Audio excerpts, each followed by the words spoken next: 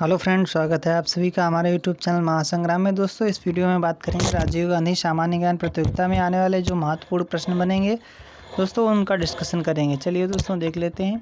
और दोस्तों, इसमें सभी जितने भी टॉपिक दिए थे उस सभी टॉपिक को कवर किया गया है। दोस्तों, ये मैराथन एक वीडियो बनाया जा रहा है। दोस्तों, इसमें सभी प्रकार के आपको क्वेश्चन मिलेंगे, यानी जितने भी आर्थिक सशक्तिकरण हुआ और भारतीय स्वतंत्रता संग्राम हुआ और जितने भी यानी राजीव गांधी का जीवन परिचय जो उसमें से रिलेटेड जो क्वेश्चन बनेंगे दोस्तों, यानी जितने भी क्वेश्चन दोस्तों बनेंगे सारे के सारे इसमें क्वेश्चन आपको मिलेंगे। ये दोस्तों एक ही वीडियो आपके लिए बहुत ही महत्वपूर्ण रहेगा दोस्तों। चलिए दोस्तों, देख लेते हैं। पहला क्वेश्चन है, जवाहरलाल नेहरू ने किसके साथ जुड़कर रॉलेट अधिनियम के खिलाफ एक अभियान शुरू किया था? दोस्तों, इसका आंसर क्या हो जाएगा? इसका आंसर महात्मा गांधी जी के साथ किया था। किसके साथ? महात्मा गांधी जी के साथ मिलकर रॉलेट एक्ट जो आया था दोस्तों, उसका खिलाफ दोस्तों एक अभियान शुरू किया था। चलिए दोस्तों, अगला क्वेश्चन देख लेते हैं। जवाहरलाल नेहरू ने 1920 और 1922 में किस आंदोलन में सक्रिय हिस्सा लिया था? दोस्तों नेहरू जी ने 1920 और 1922 में किस आंदोलन में सक्रिय हिस्सा लिया था? दोस्तों, किस आंदोलन में लिया था? दोस्तों, इसका आंसर हो जाएगा असहयोग आंदोलन। किस में लिया था दोस्तों? असहयोग आंदोलन में हिस्सा लिया था। किस वर्ष जवाहरलाल नेहरू को इलाहाबाद नगर निगम के अध्यक्ष चुने गए थे? किस वर्ष दोस्तों जवाहरलाल नेहरू जी इलाहाबाद नगर निगम के अध्यक्ष चुने गए थे दोस्तों? तो इसका आंसर हो जाएगा दोस्तों 1924 में चुने गए थे। अगला क्वेश्चन है दोस्तों, किस वर्ष कांग्रेस का वार्षिक अधिवेशन लाहौर में आयोजित किया गया था? किस वर्ष लाहौर में दोस्तों कांग्रेस का अधिवेशन आयोजित किया गया था? कहाँ पे किया गया था? लाहौर में किया गया था। कब किया गया था दोस्तों? ये किया गया था दिसंबर 1929 को किया गया था। लाहौर में किया गया था। अगला क्वेश्चन है, लाहौर में जवाहरलाल नेहरू ने स्वतंत्र भारत का झंडा कब फहराया था? दोस्तों, कब फहराया था? इसका आंसर हो जाएगा 26 जनवरी 1930 को फहराया था। 26 जनवरी 1930 को झंडा फहराया था। कब फहराया था दोस्तों? 26 जनवरी 1930 को झंडा फहराया था, यानी ऑप्शन नंबर 2 बिल्कुल करेक्ट हो जाएगा। अगला क्वेश्चन है दोस्तों, महात्मा गांधी जी ने सविनय अवज्ञा आंदोलन का यानी आह्वान कब किया था? कब किया था दोस्तों? इसका आंसर हो जाएगा 1930 ईस्वी में किया था। सविनय अवज्ञा आंदोलन दोस्तों कब किया था? दोस्तों 1930 में किया था। भारत छोड़ो आंदोलन कब किया था दोस्तों? 1942 में किया था। असहयोग आंदोलन कब किया था दोस्तों? 1920 में किया था। चलिए दोस्तों, आगे देख लेते हैं। अगला क्वेश्चन है, एक मिनट दोस्तों, थोड़ा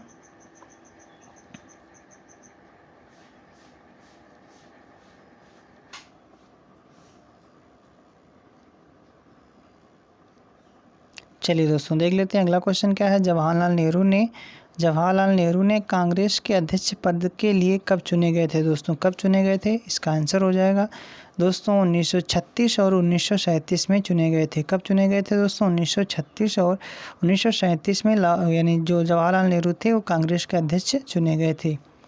अगला क्वेश्चन देख लेते हैं, जवाहरलाल नेहरू का 1942 में किस आंदोलन के दौरान गिरफ्तार भी किया गया था? यानी जो 1942 में जो आंदोलन था, किस आंदोलन के दौरान उनको नेहरू जी को गिरफ्तार कर लिया गया था? दोस्तों, किस आंदोलन के समय? उस समय दोस्तों आंदोलन था, क्या आंदोलन था? भारत छोड़ो आंदोलन चल रहा था। कब? 1942 की बात हो रही। कब बात हो रही दोस्तों? 1942 की बात हो रही है दोस्तों। ये क्वेश्चन हो गया। अगला क्वेश्चन देख लेते हैं, जवाहरलाल नेहरू ने भारत में किस नीति के रूप में भूमिका निभाई थी? दोस्तों, इसका आंसर हो जाएगा भारत की विदेश नीति के रूप में दोस्तों भूमिका निभाई थी। किस रूप में? भारत के विदेश नीति के रूप में भूमिका निभाई थी। अगला क्वेश्चन देख लेते हैं दोस्तों। लिखा है, अगला क्वेश्चन है, जवाहरलाल नेहरू ने किस के साथ मिलकर एशिया और अफ्रीका में उपनिवेशवाद के खात्मे के लिए एक गुट निरपेक्ष आंदोलन की रचना की थी? पहला आंसर है भीमराव अंबेडकर और अब्दुल गमाल नासिर के साथ। दूसरा है यानी गोसिप बरूच टिटो और भीमराव अंबेडकर के साथ।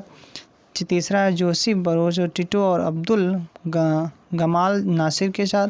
चौथा ऑप्शन है दोस्तों सरदार पटेल और भीमराव अंबेडकर के बीच। तो इसमें देख लेते हैं क्या आंसर हो जाएगा दोस्तों। इसका आंसर हो जाएगा जोसेफ बरोज टिटो और अब्दुल गमाल नासिर के साथ। गमाल नासिर के साथ क्या आंसर था, क्वेश्चन था दोस्तों, क्वेश्चन था हमारा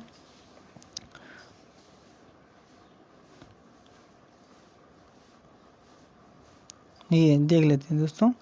जवाहरलाल नेहरू किसके साथ मिलकर एशिया और अफ्रीका में उपनिवेशवाद के खत्म के लिए एक गुटनिरपेक्ष आंदोलन की रचना की थी दोस्तों, किसके साथ, जोसेफ बरोज टिटो और अब्दुल गमाल नासिर के साथ दोस्तों किया था। चलिए दोस्तों आगे देख लेते हैं अगला क्वेश्चन क्या है। अगला क्वेश्चन है जवाहरलाल नेहरू को किस वर्ष में भारत रत्न से सम्मानित किया गया था दोस्तों, बहुत ही इंपॉर्टेंट है, इसको याद कर लेना। 1955 में किया गया था। कब किया गया था, 1955 में उन्हें भारत रत्न से सम्मानित किया गया था।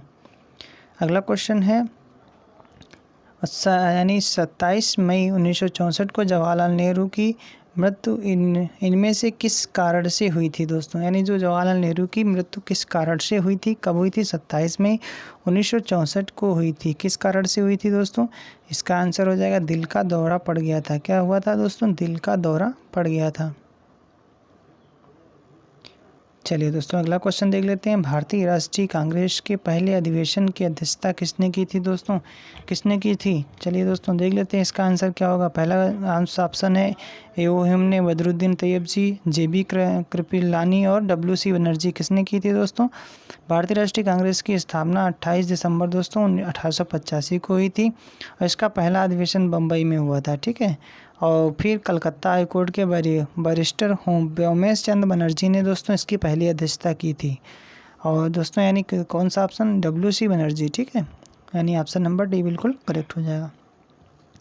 अगला क्वेश्चन देख लेते हैं। अगला क्वेश्चन है दोस्तों, निम्नलिखित में से किसने 1909 में भारतीय राष्ट्रीय कांग्रेस के लाहौर अधिवेशन की अध्यक्षता की थी दोस्तों, किसने की थी, यानी पूछा जा रहा है 1909 में भारतीय राष्ट्रीय कांग्रेस के लाहौर अधिवेशन की अध्यक्षता दोस्तों किसने की थी। तो इसका आंसर हो जाएगा दोस्तों मदन मोहन मालवीय जी ने की थी। किसने की थी, मदन मोहन मालवीय जी ने की थी। चलिए दोस्तों वो देख लेते हैं थोड़ा बहुत क्या है। 1909 में भारतीय राष्ट्रीय कांग्रेस के लाहौर अधिवेशन की अध्यक्षता पंडित मदन मोहन मालवीय जी ने की थी। चलिए दोस्तों आगे देख लेते हैं। अगला क्वेश्चन है, कांग्रेस के पहले अधिवेशन के समय ब्रिटिश भारत का वायसराय कौन था। कांग्रेस के पहले अधिवेशन के समय ब्रिटिश का भारत का वायसराय कौन था दोस्तों, उस समय वायसराय थे डॉक्टर दोस्तों कौन थे दोस्तों, इसका कमेंट बॉक्स में दोस्तों आंसर करना है सभी लोगों को, जिन लोगों को पता है, नहीं तो इसको हम कमेंट बॉक्स में इसका आंसर दे देंगे। चलिए दोस्तों देख लेते हैं अगला क्वेश्चन। अगला क्वेश्चन है दोस्तों,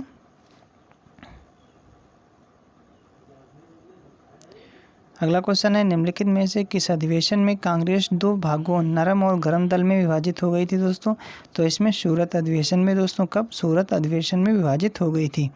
कब हुआ था दोस्तों, ये 1907 में हुआ था और संपन्न हुआ था, सूरत में संपन्न हुआ था दोस्तों। ऐतिहासिक दृष्टि से यह अधिवेशन अति महत्वपूर्ण था दोस्तों। गरम दल तथा नरम दल के आपसी मतभेदों के कारण इसी अधिवेशन में कांग्रेस दो भागों में विभाजित हो गई थी दोस्तों। अगला क्वेश्चन है, अगला क्वेश्चन देख लेते हैं। कौन सा पहला ब्रिटिश था जिसने भारतीय राष्ट्रीय कांग्रेस की अध्यक्षता की थी दोस्तों, कौन था वो पहला था दोस्तों, ये कौन थे दोस्तों, वो थे जॉर्ज यूल थे। जॉर्ज, उनका क्या नाम था दोस्तों, जॉर्ज यूल था, जॉर्ज यूल। और देख लेते हैं क्या है दोस्तों जॉर्ज यूल ने 1888 में इलाहाबाद में भारतीय राष्ट्रीय कांग्रेस के चौथे अध्यक्ष के रूप में कार्य किया था दोस्तों। यह पहले गैर भारतीय थे जिन्होंने कांग्रेस अधिवेशन की अध्यक्षता की थी, इसलिए ऑप्शन नंबर दोस्तों ये बिल्कुल करेक्ट हो जाएगा। चलिए दोस्तों आगे देख लेते हैं। अगला क्वेश्चन है, अगला क्वेश्चन है दोस्तों, भारतीय राष्ट्रीय कांग्रेस के किस अधिवेशन में पूर्ण स्वराज के लिए प्रस्ताव पारित किया गया था। पूछा जा रहा दोस्तों, यानी कौन सा दोस्तों अधिवेशन था जो राष्ट्रीय कांग्रेस का जिसमें पूर्ण स्वराज के लिए प्रस्ताव पारित किया गया था दोस्तों, वो था दोस्तों, उसका आंसर क्या हो जाएगा दोस्तों, लाहौर अधिवेशन। लाहौर अधिवेशन में दोस्तों ये प्रस्ताव पारित किया गया था। देख लेते हैं आगे डिटेल से।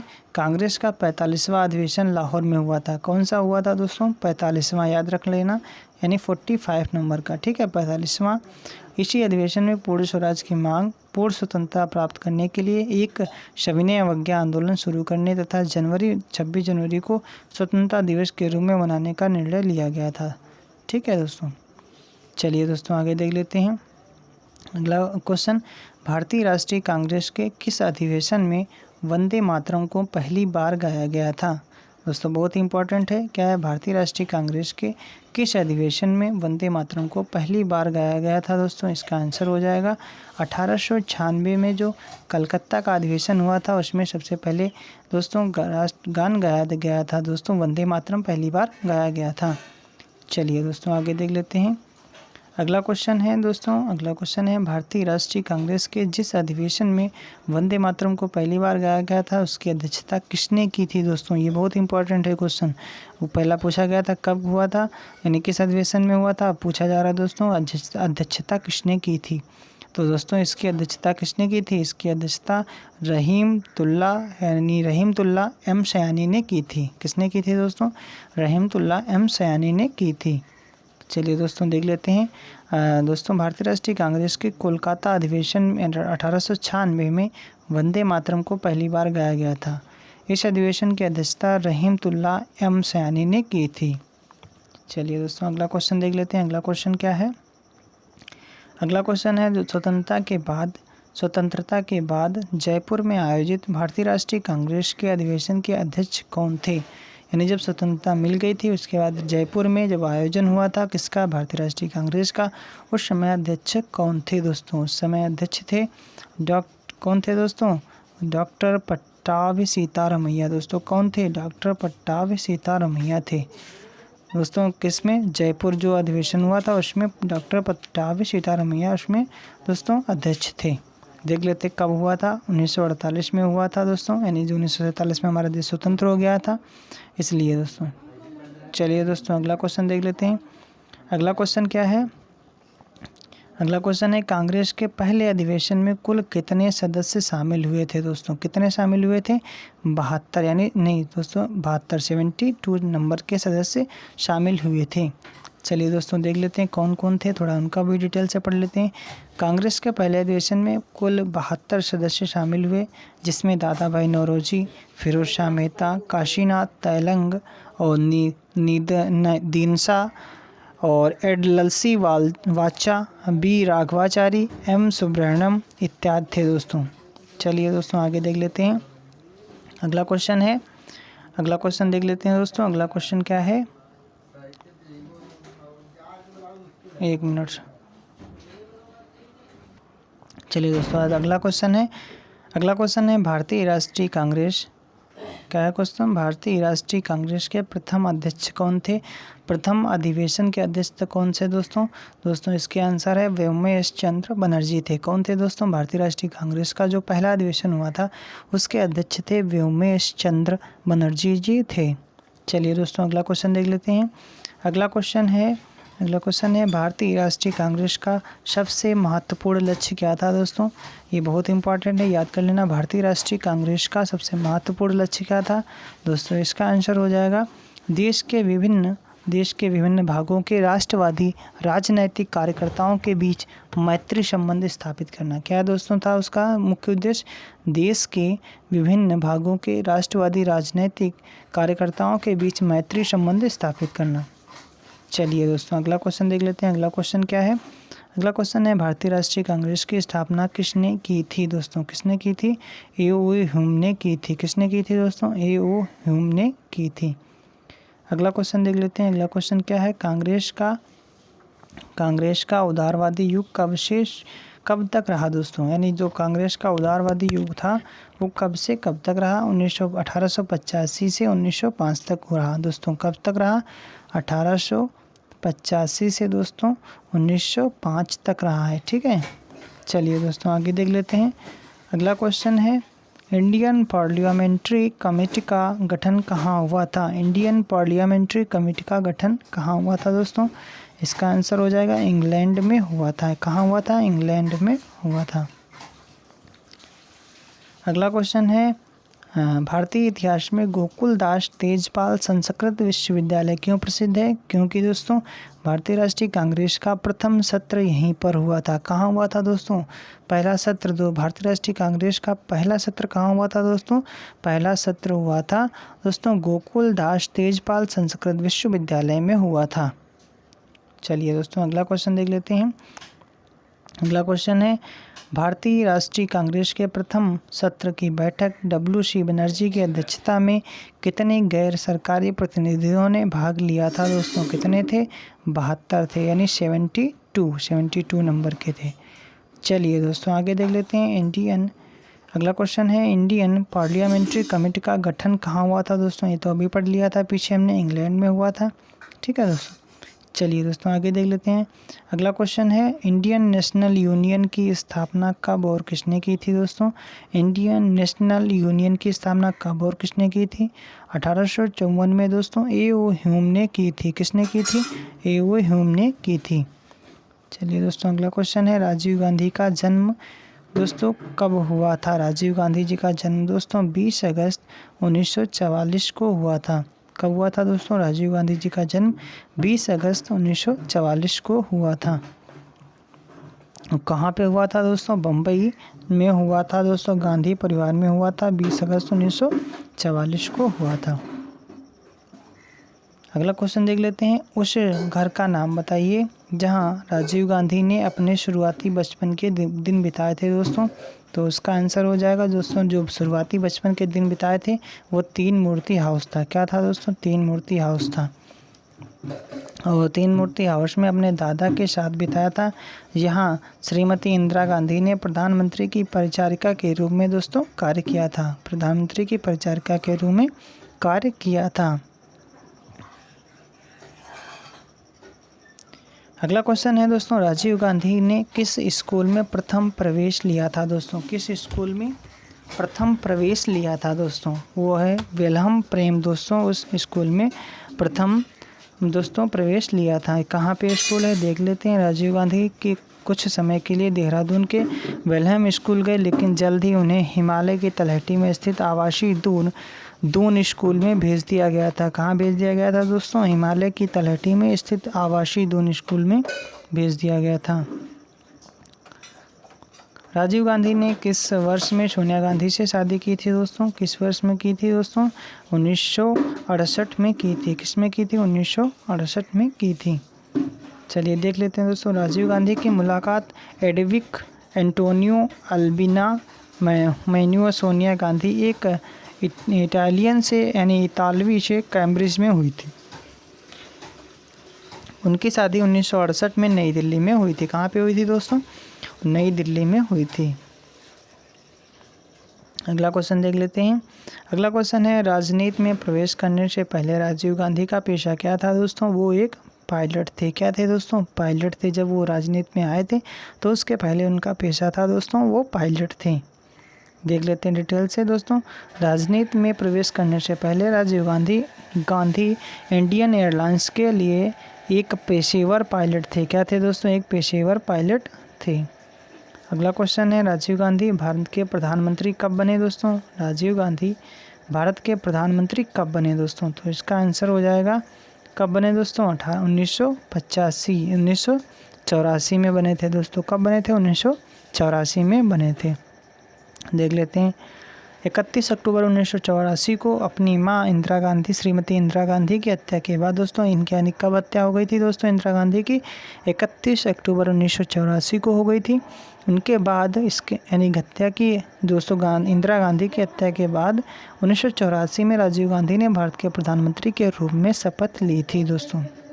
चलिए दोस्तों अगला क्वेश्चन देख लेते हैं।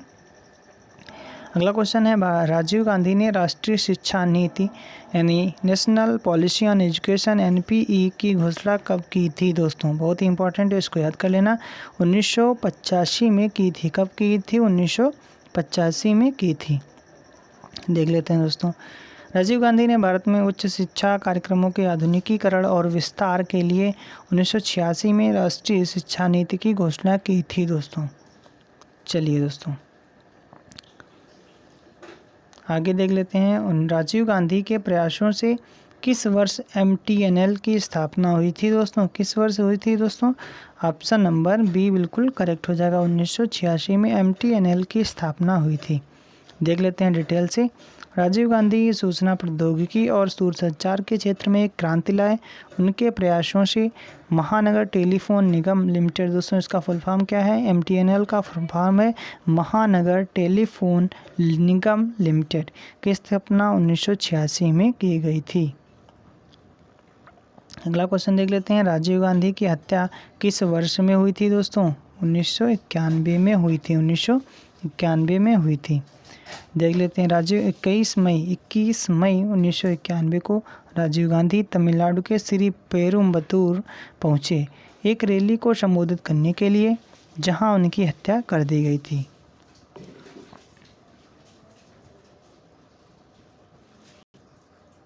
चलिए फ्रेंड्स, अब देख लेते हैं स्वतंत्रता संग्राम से जो क्वेश्चन रिलेटेड दोस्तों क्वेश्चन पूछे जाएंगे स्वतंत्रता संग्राम से भी।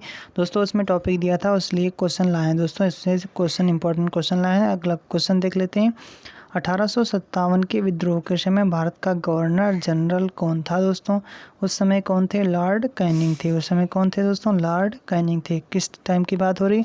1857 के विद्रोह के समय दोस्तों भारत के गवर्नर जनरल लॉर्ड कैनिंग थे। अगला क्वेश्चन है दोस्तों, वर्ष 1857 के विद्रोह के निम्न नेताओं में किसने सबसे पहले अपना बलिदान किया था दोस्तों? मंगल पांडे जी ने किया था। मंगल पांडे जी ने किया था। अगला क्वेश्चन है, अगला क्वेश्चन की बात करते हैं। अगला क्वेश्चन है दोस्तों, 1857 के विद्रोह में कानपुर में सैनिकों का नेतृत्व किसने किया था दोस्तों? कानपुर में तात्या टोपे जी ने किया था। 1857 के विद्रोह की शक्ति का सबसे महत्वपूर्ण तत्व कौन सा था? हिंदू मुस्लिम एकता। क्या था दोस्तों? हिंदू मुस्लिम एकता मुख्य महत्वपूर्ण तत्व था। अगला क्वेश्चन, रानी लक्ष्मीबाई का मूल नाम क्या था?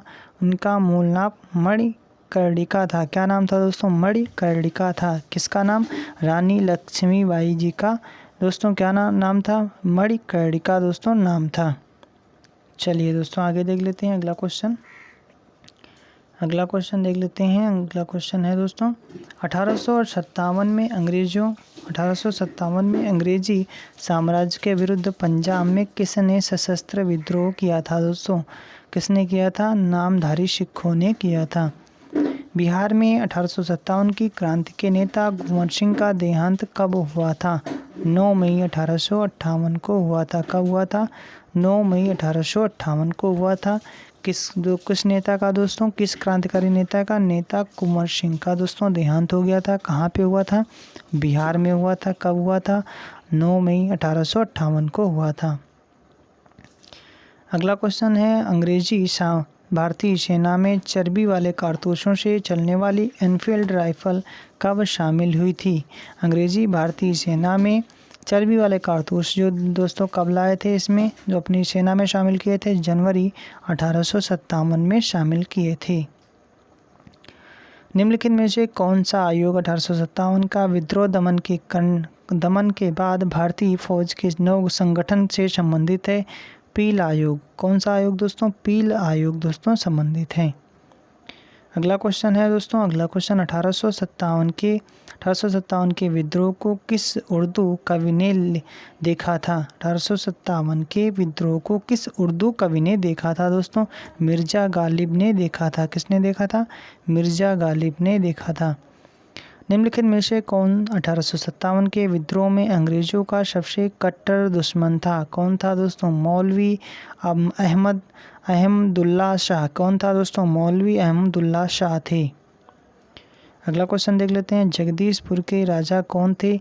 कुंवर सिंह थे। कौन थे? कुंवर सिंह जी थे। 1857 के विद्रोह का नेतृत्व बिहार में किसने किया था? बिहार में कुंवर सिंह ने किया था। किसने किया था? कुंवर सिंह ने किया था। अगला क्वेश्चन है दोस्तों, अगला क्वेश्चन है 1857 का विद्रोह कहाँ से प्रारंभ हुआ था? ये मेरठ से प्रारंभ हुआ था। 1857 के विद्रोह का तात्कालिक कारण क्या था?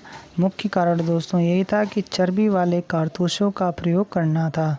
चर्बी वाले कारतूसों का प्रयोग आरंभ करना। अगला क्वेश्चन है, वह पहला भारतीय सिपाही कौन था जिसने चर्बी वाले कारतूस का प्रयोग करने से इनकार किया था? वो थे मंगल पांडे। कौन थे? मंगल पांडे। मंगल पांडे जिसने अकेले 1857 ईस्वी में विद्रोह का सूत्रपात किया वो संबंधित थे, किससे संबंधित थे दोस्तों? 34वीं यानी 34वीं नेटिव इन्फेंट्री से सम्मिलित थे दोस्तों, यानी दोस्तों संबंधित थे, किससे संबंधित थे? 34वीं नेटिव इन्फेंट्री से संबंधित थे। बेगम हजरत महल ने 1857 के विद्रोह का नेतृत्व निम्नलिखित में से किस शहर से किया था? लखनऊ शहर से किया था।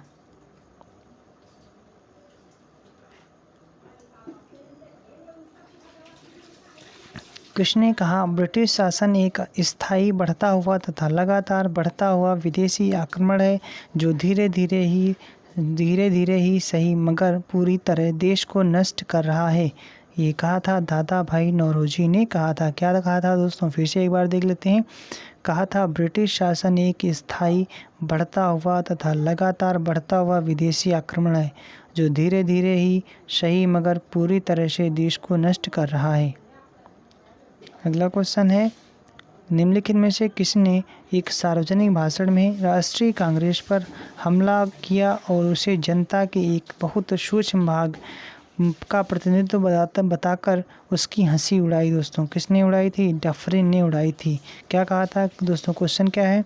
किसने एक सार्वजनिक भाषण में राष्ट्रीय कांग्रेस पर हमला किया दोस्तों, यानी भारतीय राष्ट्रीय कांग्रेस पर, और उसे जनता के एक बहुत सूक्ष्म भाग का प्रतिनिधित्व बताकर उसकी हंसी उड़ाई थी दोस्तों? डफरिन ने बताया था।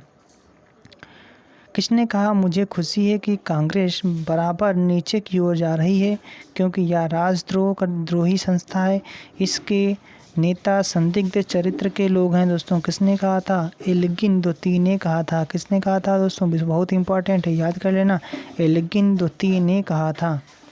चलिए दोस्तों और देख लेते हैं क्वेश्चन। अगला क्वेश्चन है कौन कौन कांग्रेस के विरोधी थे? तो इसमें देख लेते हैं।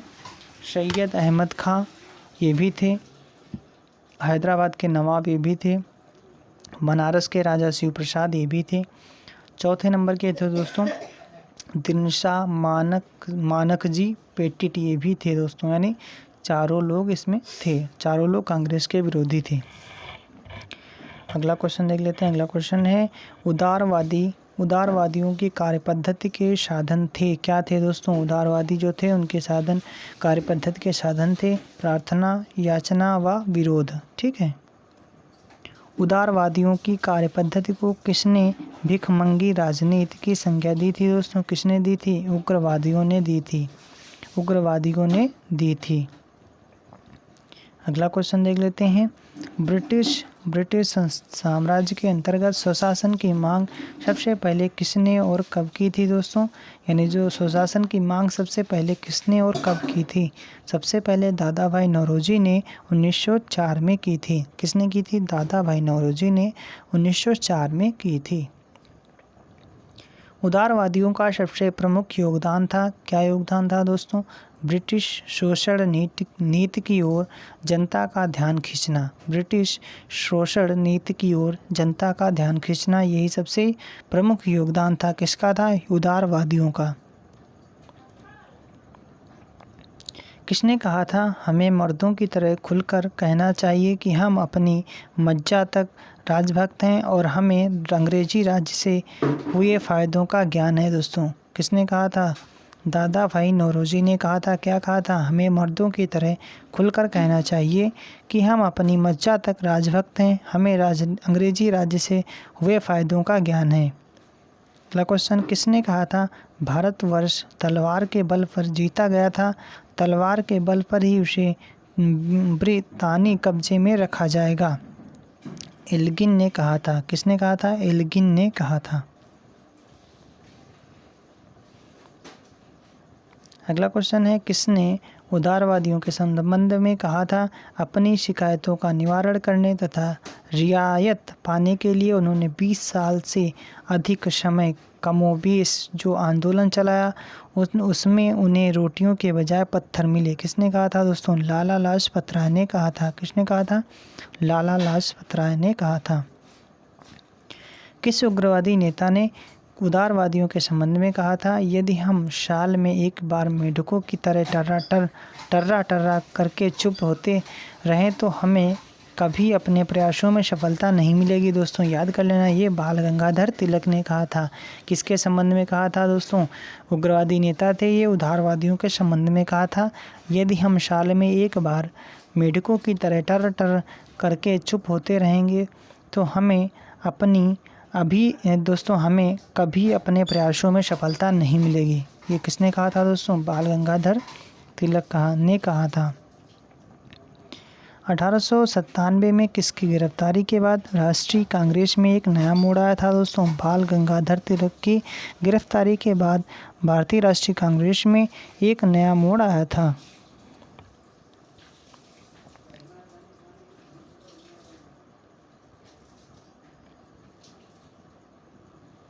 अगला क्वेश्चन है दोस्तों, सुरेंद्र नाथ बनर्जी और आनंद मोहन बोस ने कांग्रेस के जन्म के पहले किस राष्ट्रवादी पार्टी की स्थापना की, जो कांग्रेस के पूर्ववर्ती संगठनों में सबसे अधिक महत्वपूर्ण थी? इंडियन एसोसिएशन की स्थापना की थी दोस्तों। किसने की थी? सुरेंद्र नाथ बनर्जी और आनंद मोहन बोस ने की थी। इंडियन एसोसिएशन ने किस मुद्दे पर सर्वप्रथम आंदोलन शुरू किया था दोस्तों? किस मुद्दे पर किया था? भारतीय प्रशासनिक सेवा के नियम में सुधार और परीक्षा में बैठने की अधिकतम उम्र बढ़ाने के लिए दोस्तों सर्वप्रथम आंदोलन शुरू किया था।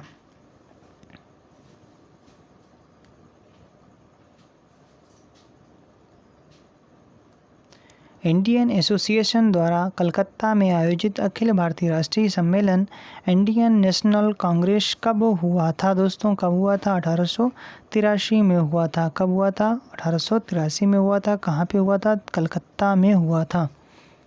भारतीय राष्ट्रीय कांग्रेस के साथ इंडियन एसोसिएशन का विलय कब हुआ था? 1886 में हुआ था। कब हुआ था? 1886 में हुआ था। अगला क्वेश्चन है, रहस्यमय उद्यम थियोसोफिस्टों की योजना डफरिन की षड्यंत्रकारी दिमाग की उपज सुरक्षा। चलिए फ्रेंड्स देख लेते हैं इसमें क्या है। इसमें यानी हो जाएगा, देख लेते हैं इसमें हो जाएगा दोस्तों। एक यानी रहस्यमय उद्गम दोस्तों कांग्रेस के उद्गम संबंधी मत था दोस्तों पट्टाभ सीतारामैया का। थियोसोफिस्टों की योजना दोस्तों एनी बेसेंट की थी। और डफरिन की षड्यंत्रकारी दिमाग की उपज दोस्तों ये था WC बनर्जी। और चौथा था दोस्तों सुरक्षा कपाट का सिद्धांत, ये लाला लाजपत राय ने इनका कहा था दोस्तों। इसका कहा था किसको? कांग्रेस के लिए दोस्तों कहा था। चलिए दोस्तों देख लेते हैं, इधर पुस्तक हैं इधर लेखक हैं तो देख लेते हैं। तो history of Indian national Congress दोस्तों, इसके रचनाकार कौन थे दोस्तों? इसके रचनाकार दोस्तों पट्टाभ सीतारामैया थे। How India fought for freedom दोस्तों किसकी है? एनी बेसेंट का है।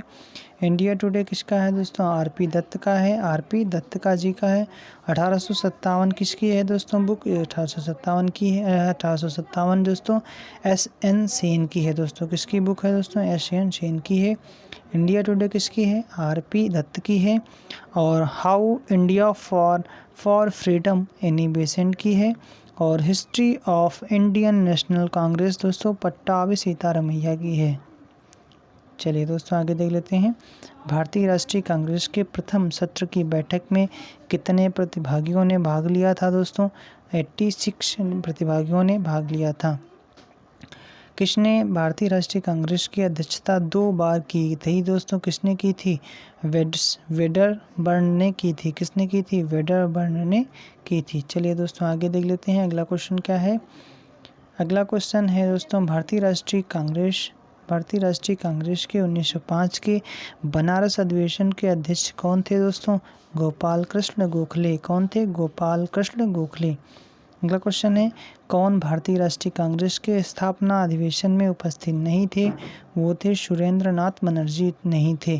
कौन कौन थे? दादा भाई नौरोजी भी थे, जस्टिस राणा डे और G सुब्रमण्यम अय्यर भी थे। अगला क्वेश्चन है, भारतीय राष्ट्रीय कांग्रेस के पहले अध्यक्ष कौन थे? WC बनर्जी थे। अगला क्वेश्चन देख लेते हैं। भारत के पहले लोक संघ लैंड होल्डर्स सोसाइटी की स्थापना कब हुई थी दोस्तों? 1837 में हुई थी। अगला क्वेश्चन है, लैंड होल्डर्स सोसाइटी की स्थापना किसके कल्याण के लिए की गई थी? ये जमींदारों के कल्याण के लिए की गई थी। दादा भाई नौरोजी ने 1866 ईस्वी में ईस्ट इंडिया एसोसिएशन की स्थापना कहाँ की? लंदन में की। कहाँ की दोस्तों? लंदन में की थी। अगला क्वेश्चन है 1870 ईस्वी में पूना सार्वजनिक सभा की स्थापना किसने की थी?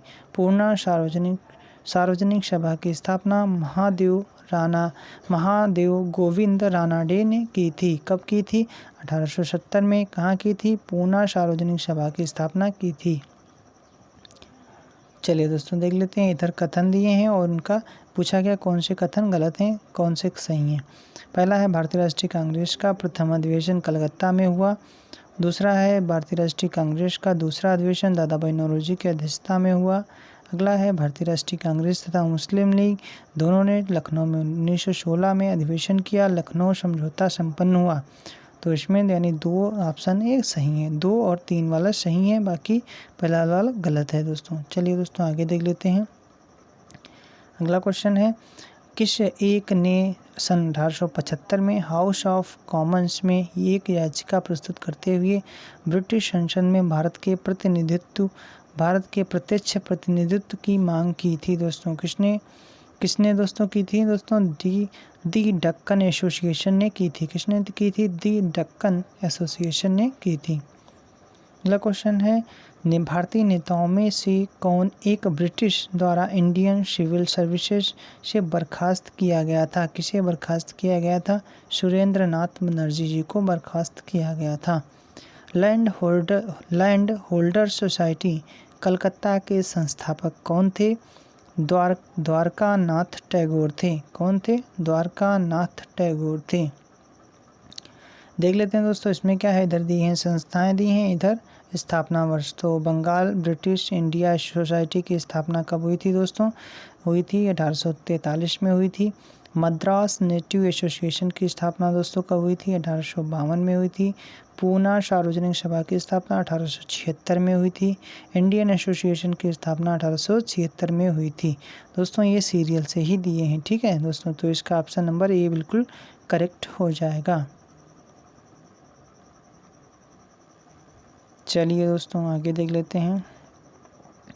अगला क्वेश्चन है किस ब्रिटिश वायसराय ने 1880 के दशक के प्रारंभ में देशी शासन के विरुद्ध भारतीय असंतोष को बढ़ाने में महत्वपूर्ण भूमिका निभाई थी? किसने भूमिका निभाई थी दोस्तों? लिटन ने भूमिका निभाई थी। लिटन द्वारा प्रस्तावित वैधानिक जनपद सेवा यानी स्टैट्यूटरी सिविल सर्विसेज जिसके तहत परीक्षा की आयु 21 वर्ष से घटाकर 19 वर्ष कर दी गई थी, कब लागू हुआ था? 1878 में लागू हुआ था। एल्बर्ट बिल विवाद किस वायसराय के कार्यकाल में उभरा था? रिपन के कार्यकाल में उभरा था। अगला क्वेश्चन है भारतीय संघ के संस्थापक कौन थे? सुरेंद्र नाथ बनर्जी थे। भारतीय राष्ट्रीय कांग्रेस की अध्यक्षता किसने की थी? दादा भाई नौरोजी ने की थी। भारतीय राष्ट्रीय कांग्रेस में निम्नलिखित में से किसको नरमदली नेताओं के तौर पर नहीं जाना जाता है दोस्तों? नरमदली नेताओं के रूप में तो बाल गंगाधर तिलक ये गरमदली नेता थे, और ये एमजी रानाडे ये भी नरमदली थे, गोपाल कृष्ण गोखले ये भी थे, दादा भाई नौरोजी ये भी थे। अगला क्वेश्चन है भारतीय राष्ट्रीय कांग्रेस की स्थापना की गई थी, कब की गई थी? 1885 में की गई थी। नरमपंथियों में नहीं थे, कौन नरमपंथियों में नहीं थे? ये बाल गंगाधर तिलक, इनको याद कर लेना दोस्तों, गरमपंथी थे। एंड ये डब्ल्यू.सी. बनर्जी ये नरमपंथी थे। जी गोपाल कृष्ण गोखले इसमें थे, आर.सी. दत्त इसमें थे दोस्तों, नरमपंथी थे। भारतीय राष्ट्रीय कांग्रेस के संस्थापक थे एक असैनिक सेवक थे, कौन थे दोस्तों? एक असैनिक सेवक थे। अधिकतर नरमपंथी नेता थे, कैसे थे दोस्तों? शहरी क्षेत्रों से। कहाँ से थे दोस्तों? जो नरमपंथी नेता थे वो कहाँ से थे? अधिकतम दोस्तों थे वो शहरी क्षेत्रों से थे। 1905 में बंगाल विभाजन किस वायसराय ने किया था? लॉर्ड कर्जन ने किया था। अगला क्वेश्चन देख लेते हैं, निम्नलिखित में से उसने संगठन के आधार पर क्रमवार सजाइए दोस्तों, संगठन के आधार पर क्रमवार सजाइए। तो पहला बना था बॉम्बे एसोसिएशन हुआ था, फिर इंडियन एसोसिएशन बना था, फिर इंडियन लिंग बना था, फिर मद्रास महाजन सभा बनी थी। तो यानी ऑप्शन नंबर 3 बिल्कुल करेक्ट हो जाएगा। अगला क्वेश्चन है, भारतीय राष्ट्रीय कांग्रेस का प्रथम मुस्लिम प्रेसिडेंट था, कौन था? बदरुद्दीन तैयब जी थे। कौन थे? बदरुद्दीन तैयब जी। ब्रिटिश हाउस ऑफ कॉमन्स का चुनाव जिस प्रथम भारतीय ने लड़ा था वह कौन थे? दादा भाई नौरोजी। दोस्तों याद कर लेना, ब्रिटिश हाउस ऑफ कॉमन्स का चुनाव जिस भारतीय ने सबसे पहले लड़ा था वह कौन थे? दादा भाई नौरोजी थे। अगला क्वेश्चन देख लेते हैं। अगला क्वेश्चन है, किसने कहा था कांग्रेस पतन के लिए लड़खड़ा रही है, मेरी सबसे अभिलाषा जब तक मैं भारत में हूँ कांग्रेस की शांतिपूर्ण समाप्ति में सहयोग करना है। किसने कहा था दोस्तों? लॉर्ड कर्जन ने कहा था। दोस्तों याद कर लेना, क्या कहा था? कांग्रेस पतन के लिए लड़खड़ा रही है, मेरी सबसे बड़ी अभिलाषा जब तक मैं भारत में हूँ कांग्रेस की शांतिपूर्ण समाप्ति में सहयोग करना है। किसने कहा था? लॉर्ड कर्जन ने कहा था। चलिए फ्रेंड्स, आगे क्वेश्चन। अगला क्वेश्चन, हर्मिट ऑफ शिमला किसे कहा जाता है? हर्मिट ऑफ शिमला किसे कहा जाता है? A.O. ह्यूम को कहा जाता है। वह कौन सा प्रथम भारतीय था जो ब्रिटिश संसद के लिए निर्वाचित हुआ था? दादा भाई नौरोजी जी थे। दादा भाई नौरोजी। अगला क्वेश्चन है दोस्तों, लिखा है दादा भाई नौरोजी से संबंधित विचार हैं। लिखा है 3 बार राष्ट्रीय कांग्रेस के अध्यक्ष चुने गए, poverty and un British rule in India नामक पुस्तक की रचना की, नेशनल सोशल कॉन्फ्रेंस की स्थापना की। दोस्तों इसमें पूछ रहा है कौन से कथन सही हैं, तो पहला और दूसरा कथन सही है, तीसरा वाला गलत हो जाएगा। ये दोनों कथन सही हैं। अगला क्वेश्चन है दोस्तों, क्वेश्चन है, a nation in the making नामक पुस्तक किसने लिखी? दोस्तों क्या है? A nation in the making नामक पुस्तक किसने लिखी? सुरेंद्र नाथ बनर्जी जी ने लिखी। किसने लिखी? सुरेंद्र नाथ बनर्जी जी ने लिखी।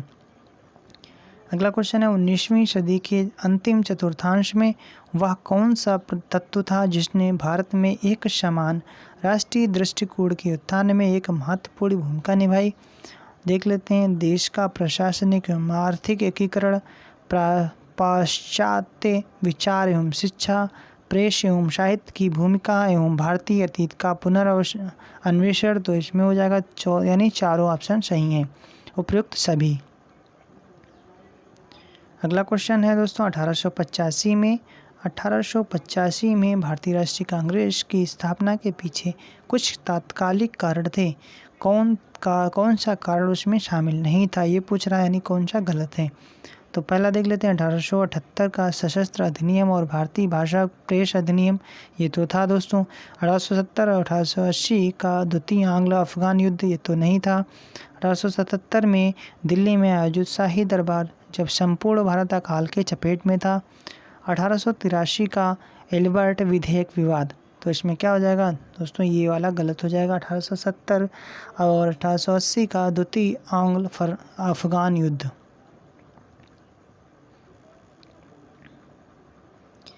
चलिए दोस्तों, अगला क्वेश्चन, भारतीय राष्ट्रीय आंदोलन के 1885 से 1905 की अवधि को क्या कहा जाता है? उदारवादी चरण कहा जाता है। क्या कहा जाता है? 1885 से 1905 के बीच के दौर को क्या कहा जाता है दोस्तों? उदारवादी चरण कहा जाता है। भारतीय इतिहास में वर्ष 1885 क्यों प्रसिद्ध है दोस्तों? क्योंकि भारतीय राष्ट्रीय कांग्रेस की स्थापना हुई थी 1885 में ही हुई थी, इसलिए दोस्तों इतिहास में प्रसिद्ध है। आधुनिक भारतीय इतिहास में गोकुलदास तेजपाल संस्कृत विश्वविद्यालय क्यों प्रसिद्ध है दोस्तों? ये इसको भी बहुत इंपॉर्टेंट है, याद कर लेना।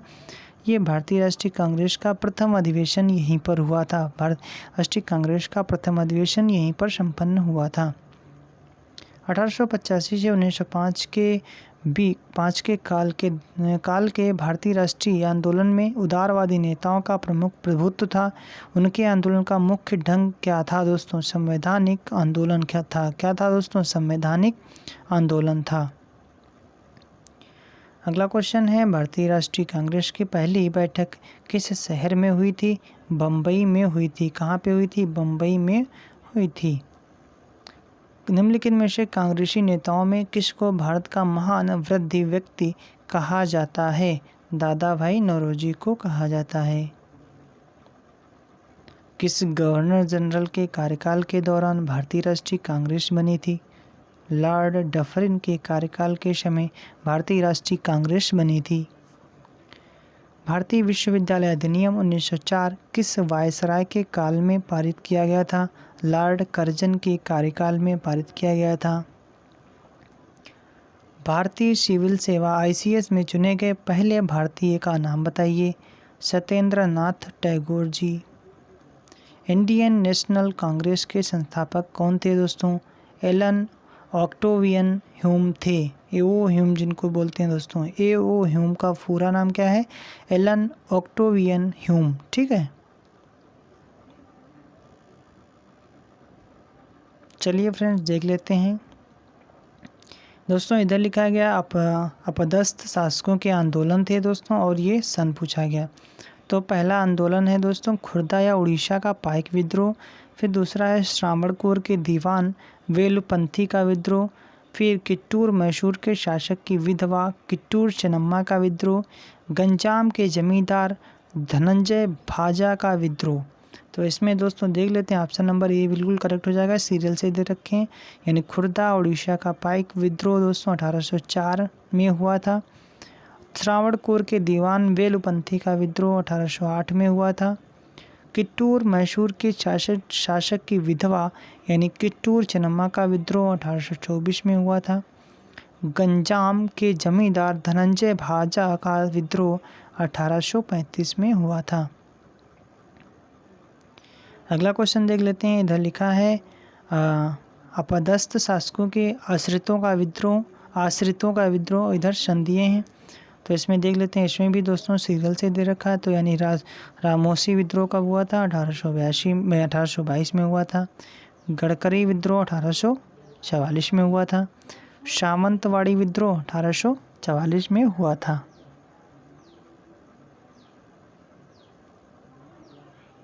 महारानी विक्टोरिया ने भारतीय प्रशासन को ब्रिटिश ताज के नियंत्रण में लेने की घोषणा कब की थी? 1 नवंबर 1858 को की थी। 1857 के विद्रोह के बाद ब्रिटिश सरकार ने सिपाहियों का इन प्रांतों से चयन किया था। किन प्रांतों से दोस्तों किया था? गोरखा, सिख और पंजाबी उत्तर प्रांत से किया था। कहाँ से किया था दोस्तों? गोरखा, सिख और पंजाबी उत्तर प्रांत से किया था। ब्रिटिश सरकार ने सिपाहियों का चयन किया था। कहाँ से किया था? गोरखा, सिख और पंजाबी उत्तर प्रांत से किया था। चलिए दोस्तों देख लेते हैं, लिखा है किन ब्रिटिश अधिकारियों ने लखनऊ में अपना जीवन खोया था?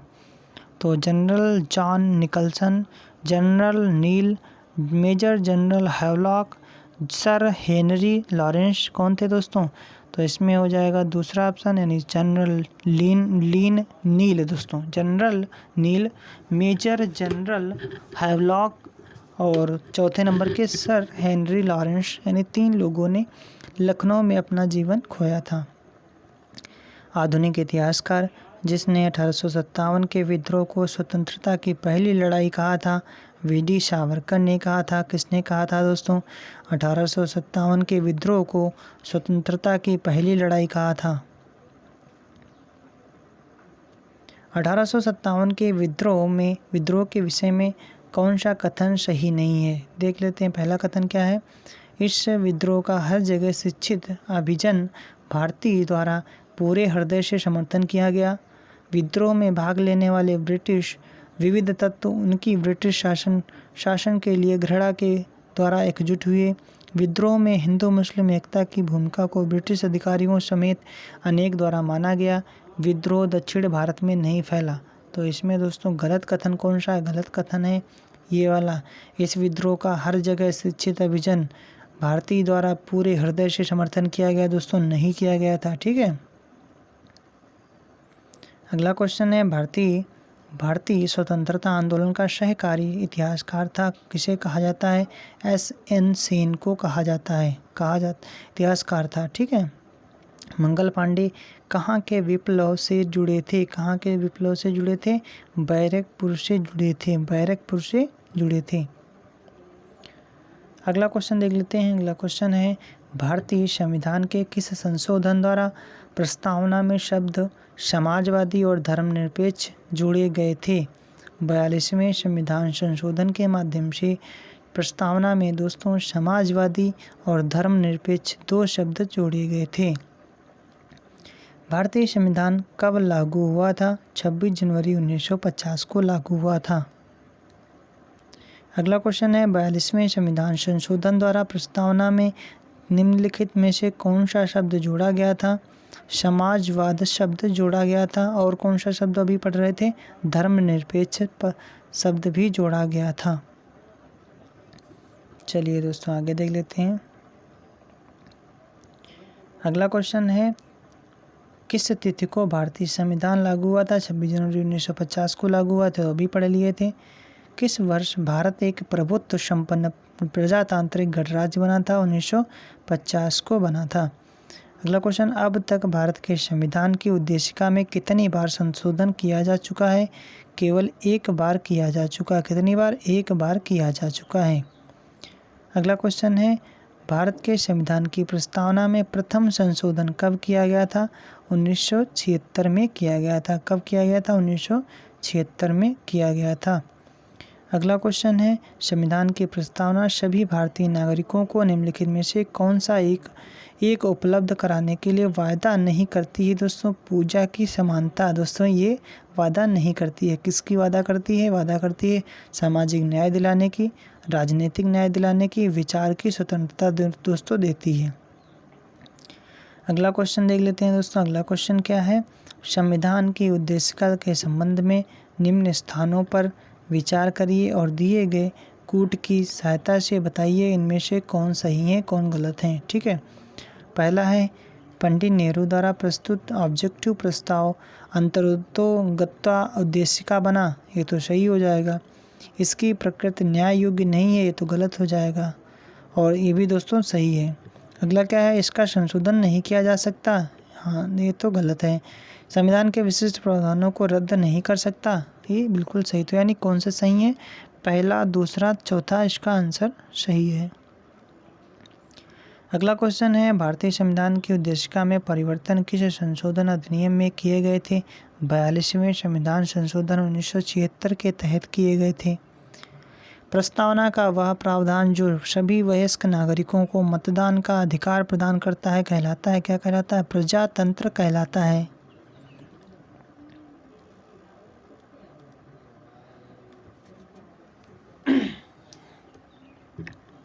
भारतीय संविधान ने किस प्रकार के लोकतंत्र को अपनाया है?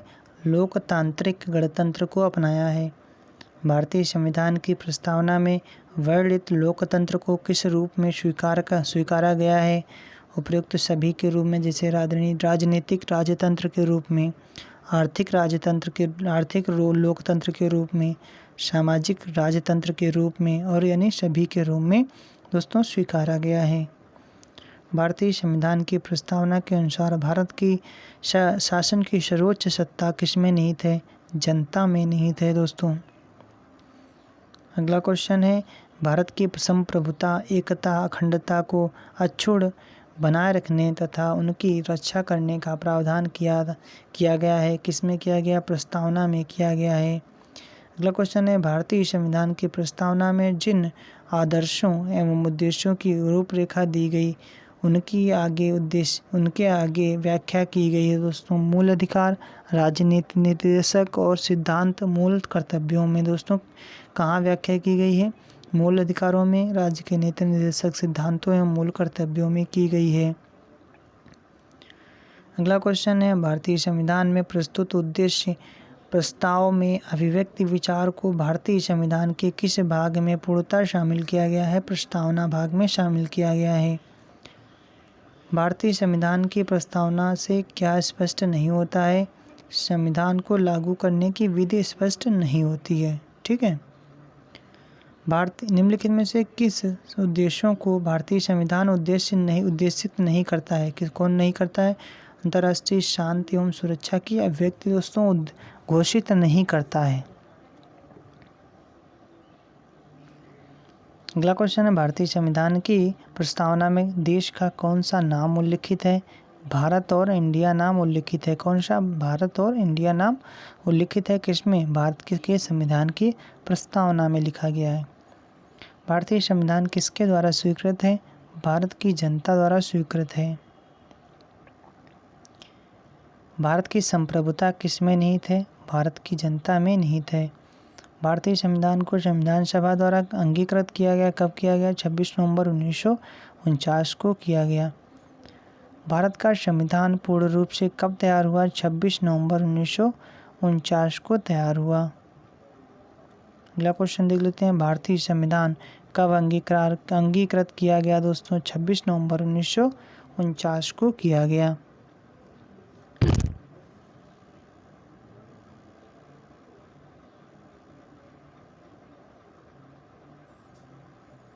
चलिए दोस्तों, संविधान की प्रस्तावना में प्रयुक्त शब्द सेक्युलर का अर्थ है सभी नागरिकों को धर्म एवं उपासना की स्वतंत्रता। दोस्तों क्या है? तो दोस्तों भारतीय जो संविधान है उसमें प्रस्तावना में सेकुलर शब्द आया है। उसका क्या मतलब है दोस्तों? इसका मतलब है सभी नागरिकों को धर्म एवं उपासना की स्वतंत्रता। अगला क्वेश्चन है, शब्द धर्मनिरपेक्ष भारत के संविधान की प्रस्तावना में जोड़ा गया था। इस विषय में कौन सा कथन सही है? पहला कथन है यह वर्ष 1976 में जोड़ा गया था, या 44वें संविधान संशोधन द्वारा जोड़ा गया था, या 42वें संविधान संशोधन द्वारा जोड़ा गया था, या मूल प्रस्तावना में था। दोस्तों इसका आंसर हो जाएगा 1 और 3, यानी 1 और तीसरा सही हो जाएगा। तो कौन कौन सा? यह 1976 में जोड़ा गया था, या 42वें संविधान संशोधन द्वारा जोड़ा गया था। अगला क्वेश्चन देख लेते हैं दोस्तों, भारतीय संविधान की प्रस्तावना में लिखित है हम भारत के लोग, we the people of India से क्या अर्थ निकलता है दोस्तों? भारतीय यानी संविधान का निर्माण भारत की जनता द्वारा हुआ है दोस्तों। ठीक है। समाजवाद का अर्थ क्या है दोस्तों? सामाजिक न्याय। क्या अर्थ है दोस्तों? सामाजिक न्याय। अगला क्वेश्चन देख लेते हैं, भारतीय संविधान में समवर्ती सूची किसके संविधान से ली गई है? ऑस्ट्रेलिया के संविधान से ली गई है। कहाँ से ली गई? समवर्ती सूची का लिया गया है दोस्तों, लिया गया है ऑस्ट्रेलिया के संविधान से ली गई है। जैसे मौलिक अधिकार कहाँ से लिए गए? यूएसए से। नीति निर्देशक तत्व कहाँ से लिए गए हैं दोस्तों? ऑस्ट्रेलिया से लिए गए हैं। भारतीय संविधान की आत्मा किसे कहा जाता है दोस्तों? प्रस्तावना को कहा जाता है। किसे कहा जाता है? प्रस्तावना को कहा जाता है। अगला क्वेश्चन है, भारत में लौकिक सार्वभौमिकता क्योंकि संविधान की प्रस्तावना प्रारंभ होती है। किससे प्रारंभ होती है दोस्तों? हम भारत शब्द के लोक शब्दों से प्रारंभ होती है। भारतीय संविधान की प्रस्तावना पर किस क्रांति का प्रभाव नहीं झलकता है दोस्तों? चीन की क्रांति जो 1912 में हुई थी, इसका प्रभाव नहीं पड़ता है। किसका प्रभाव पड़ता है?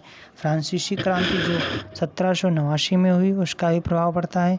अमेरिकी क्रांति जो 1776 में हुई, उसका भी प्रभाव पड़ता है। बोल्शेविक क्रांति जो 1917 में हुई, उसका भी प्रभाव पड़ता है दोस्तों। चलिए दोस्तों आगे देख लेते हैं, मूल भारतीय संविधान के अनुच्छेद मूल भारतीय संविधान के अनुसार भारत एक क्या है दोस्तों? प्रभुत्व संपन्न लोकतंत्रात्मक गणराज्य है दोस्तों। क्या है? प्रभुत्व संपन्न लोकतंत्रात्मक गणराज्य है। अगला क्वेश्चन देख लेते हैं, 42वें संविधान संशोधन 1976 के अनुसार अब भारत एक क्या है दोस्तों? संपूर्ण प्रभुत्व संपन्न समाजवादी धर्मनिरपेक्ष लोकतंत्रात्मक गणराज्य है। अगला क्वेश्चन है, भारतीय 42वें संविधान संशोधन अधिनियम 1976 द्वारा प्रस्तावना में किस शब्द को नहीं जोड़ा गया था दोस्तों? किसको नहीं जोड़ा गया था? किसमें? 42वें संविधान संशोधन में जोड़ा नहीं गया था। गुट निरपेक्ष को नहीं जोड़ा गया था। किसको जोड़ा गया था? धर्मनिरपेक्ष और समाजवादी शब्दों को जोड़ा गया था। अगला क्वेश्चन है, भारतीय संविधान की प्रस्तावना के बारे में कौन सा कथन सही है? देख लेते हैं। पहला कथन क्या है? समाजवाद धर्मनिरपेक्ष शब्द 1950 में लागू संविधान के अंग थे। उक्त शब्द 1976 में संशोधन द्वारा जोड़े गए। उक्त शब्द 1985 में संशोधन द्वारा जोड़े गए। उक्त शब्द संविधान की प्रस्तावना के अंग नहीं है। तो इसमें दोस्तों क्या कौन सा कथन सही है? और कथन दोस्तों उक्त शब्द 1976 संशोधन द्वारा जोड़े गए थे। चलिए दोस्तों अगला क्वेश्चन देख लेते हैं। अगला क्वेश्चन है भारत को गणतंत्र क्यों कहा जाता है? बहुत ही इम्पोर्टेंट है, क्योंकि यहाँ राज्य का प्रमुख निर्धारित अवधि के लिए निर्वाचित होती है। राज्य का प्रमुख दोस्तों जो होता है वो निर्धारित अवधि के लिए ही निर्वाचित होता है। भारत है एक कौन सा दोस्तों राष्ट्र है? धर्मनिरपेक्ष राष्ट्र है। अब देख लेते हैं धर्मनिरपेक्ष का अर्थ क्या है दोस्तों। धर्मनिरपेक्ष का मतलब है सभी धर्मों का महत्व स्वीकार करना। भारत एक धर्मनिरपेक्ष राज्य है। इसका मतलब क्या है दोस्तों? भारतीय राज्य किसी निश्चित धर्म का समर्थन नहीं करता दोस्तों। यानी धर्मनिरपेक्ष का मतलब क्या है कि कोई किसी भी अगर भारत दोस्तों है वो किसी भी धर्म का समर्थन नहीं करता है। अगला क्वेश्चन है दोस्तों गणतंत्र होता है। गणतंत्र का मतलब गणतंत्र क्या होता है? राज्य जहाँ पर अध्ययन वंशानुगत रूप से ना हो दोस्तों। क्या होता है? राज्य जहाँ पर अध्यक्ष वंशानुगत रूप से ना हो उसे क्या कहते हैं? गणतंत्र, यानी जनता का शासन हो जहाँ पे। अगला क्वेश्चन है निम्नलिखित में से वे दो शब्द कौन से हैं जिनका समावेशन 42वें संशोधन द्वारा संविधान की उद्देशिका में किया गया था? समाजवादी और धर्मनिरपेक्ष शब्दों का 42वें संविधान संशोधन द्वारा इसमें उद्देशिका में किया गया था। अगला क्वेश्चन है दोस्तों भारतीय संविधान की प्रस्तावना में इस भारत को किस रूप में घोषित किया गया? एक प्रभुत्व संपन्न, समाजवादी, धर्मनिरपेक्ष, प्रजातांत्रिक गणराज्य के रूप में घोषित किया गया है। किसके रूप में दोस्तों? फिर से देख लेते हैं। एक प्रभुत्व संपन्न, समाजवादी, धर्मनिरपेक्ष, प्रजातांत्रिक गणराज्य के रूप में घोषित किया गया है। देख लेते हैं दोस्तों। भारत एक गणतंत्र है। इसका अर्थ क्या है दोस्तों? भारत में वंशानुगत शासक नहीं है। जैसे दोस्तों देख लेते हैं, पहले अब की बार बीजेपी सरकार है, पिछली बार क्या थी? कांग्रेस थी। तो इसी प्रकार इसमें कोई भी दोस्तों वंशानुगत इसमें नहीं है। निम्नलिखित में से कौन सा शब्द भारत के संविधान की उद्देशिका में नहीं है? तो ये लोक कल्याण शब्द भारत की उद्देशिका में नहीं है।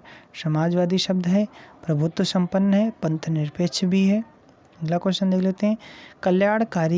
कल्याणकारी राज्य का उद्देश्य क्या है?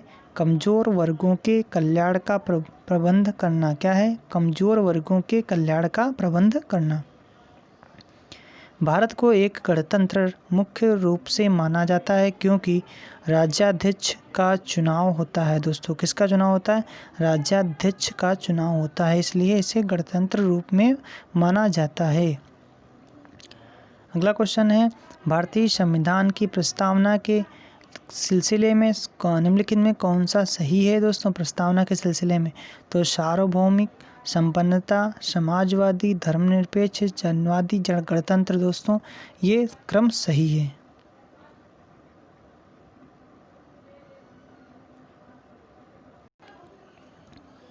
चलिए फ्रेंड्स देख लें। अब देखते हैं कृषि से संबंधित जो हमारे प्रश्न आएंगे दोस्तों। कृषि वाला भी इसमें था दोस्तों टॉपिक, यानी कृषि से भी क्वेश्चन पूछे जाएंगे। चलिए दोस्तों देख लेते हैं। भारत की कुल भूमि का कितना प्रतिशत कृषि कार्यों में संलग्न है दोस्तों? कुल भूमि का कितना प्रतिशत दोस्तों? 52.7%। ठीक है, 52.7%। अगला क्वेश्चन है भारत की लगभग कितनी प्रतिशत कार्यकारी आबादी कृषि कार्यों में संलग्न है? 52% दोस्तों। कितनी? 52%। अगला क्वेश्चन है भारत के सकल यानी जीडीपी में कृषि क्षेत्र का योगदान कितना है दोस्तों इसमें योगदान है दोस्तों कितना है दोस्तों? 28.3% है। ठीक है, अगला क्वेश्चन देख लेते हैं। अगला क्वेश्चन है 1950 से 51 में भारत के सकल घरेलू उत्पाद में कृषि क्षेत्र का योगदान कितना था दोस्तों? 55.40% था। अगला क्वेश्चन देख लेते हैं। अगला क्वेश्चन क्या है? अगला क्वेश्चन दोस्तों ऊर्जा संसाधन से है। ऊर्जा संसाधन में दोस्तों देख लेते हैं, भारत का सबसे बड़ा खनिज तेल क्षेत्र कहाँ पे है दोस्तों? बम्बई अपतट क्षेत्र दोस्तों। कहाँ है? बम्बई अपतट क्षेत्र। अगला क्वेश्चन है, मंगला क्या है? मंगला क्या है? मंगला एक राजस्थान में एक तेल कुआं है। क्या है? मंगला एक राजस्थान में तेल कुआं है। अगला क्वेश्चन है, मंगला वन तेल कुआं कहाँ है दोस्तों? राजस्थान में। कहाँ पे स्थित है? राजस्थान में स्थित है। अगला क्वेश्चन है, राजस्थान में खनिज तेल के विशाल भंडार कहाँ पाए गए दोस्तों? बाड़मेर में पाए गए। कहाँ पाए गए? बाड़मेर में पाए गए। अगला क्वेश्चन, विश्व में खनिज तेल की सर्वाधिक खपत किस देश में होती है? संयुक्त राज्य अमेरिका में होती है। खनिज तेल खपत की दृष्टि से विश्व का दूसरा देश कौन सा है? दूसरा देश चीन है। भारत अपनी खनिज तेल आवश्यकता का लगभग कितना प्रतिशत भाग आयात से पूरा करता है? कि 70% भाग दोस्तों आयात करके पूरा करता है। कृष्ण क्रांति का संबंध किससे है? खनिज तेल उत्पादन से है दोस्तों। कृष्ण क्रांति का संबंध खनिज तेल उत्पादन से है। भारत के संभावित तेल क्षेत्र हैं दोस्तों, कौन से हैं? असम, तमिलनाडु, गुजरात, यानी इनमें से सभी। अगला है क्वेश्चन, हाइड्रोकार्बन विजन 2025 संबंधित है। किससे संबंधित है? पेट्रोलियम उत्पादों के संग्रहण से संबंधित है। भारत में खाना पकाने के लिए विश्व की सबसे बड़ी सौर वाष्प प्रणाली कहाँ स्थापित की गई? माउंट आबू में स्थापित की गई। अगला क्वेश्चन है, विश्व में कोयला उत्पादन में अग्रणी देश कौन सा है? चीन है। कौन सा देश है दोस्तों? चीन है। कोयला उत्पादक देशों में भारत का स्थान कौन सा है? भारत का स्थान तीसरा है। लिग्नाइट कोयला उत्पादन के लिए प्रसिद्ध है कौन सा दोस्तों? लिग्नाइट कोयला उत्पादन के लिए प्रसिद्ध है कौन सा क्षेत्र? नवेली क्षेत्र प्रसिद्ध है। भारत में कोयले की सबसे मोटी पटल पाई जाती है। कहाँ पाई जाती है? सिंगरौली में पाई जाती है। कोयले की सबसे मोटी पटल कहाँ पाई जाती है? सिंगरौली में पाई जाती है। देश के व्यावसायिक ऊर्जा खपत में कोयले का योगदान है कितना है दोस्तों? 67% योगदान है। 2011-12 में भारत में खनिज तेल का उत्पादन रहा है 38.9 मिलियन टन रहा है। कोयला क्षेत्रों में किसका कोयला भंडार सर्वाधिक है? झरिया का सबसे कोयला भंडार सर्वाधिक है।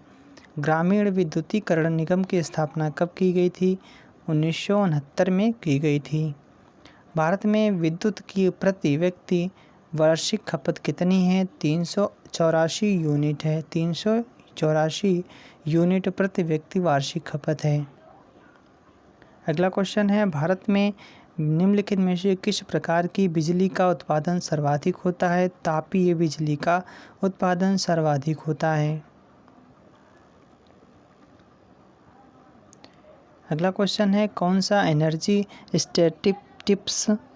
स्टैटिस्टिक्स नामक प्रकाशन को समय समय पर निकालता है? केंद्रीय सांख्यिकी संगठन निकालता है। अगस्त 2006 ईस्वी में भारत सरकार ने ग्रामीण विद्युतीकरण नीति अधिसूचित की। इस नीति का लक्ष्य किस वर्ष तक सभी घरों को बिजली पहुंचाना? 2022 तक था दोस्तों। ठीक है, 2022 तक था इसका लक्ष्य। अगला क्वेश्चन है, भारत में वाणिज्यिक ऊर्जा की दोस्तों 67% पूर्ति कोयले से होती है। कितनी दोस्तों? 67% पूर्ति किससे होती है? कोयले से होती है।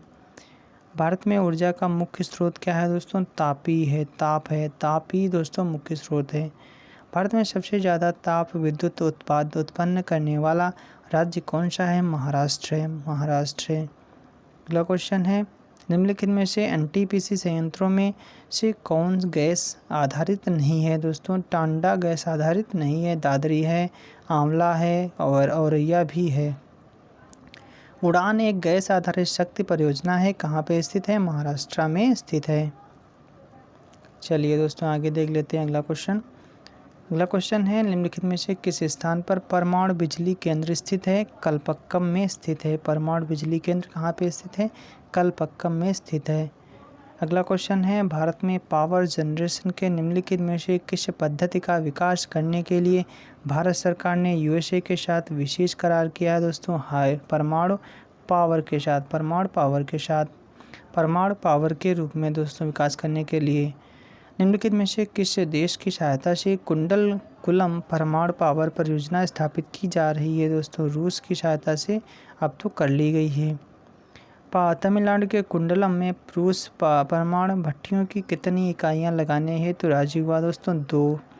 केंद्रीय जल विद्युत शोध संस्थान केंद्र कहाँ स्थित है? खड़गवासला में स्थित है।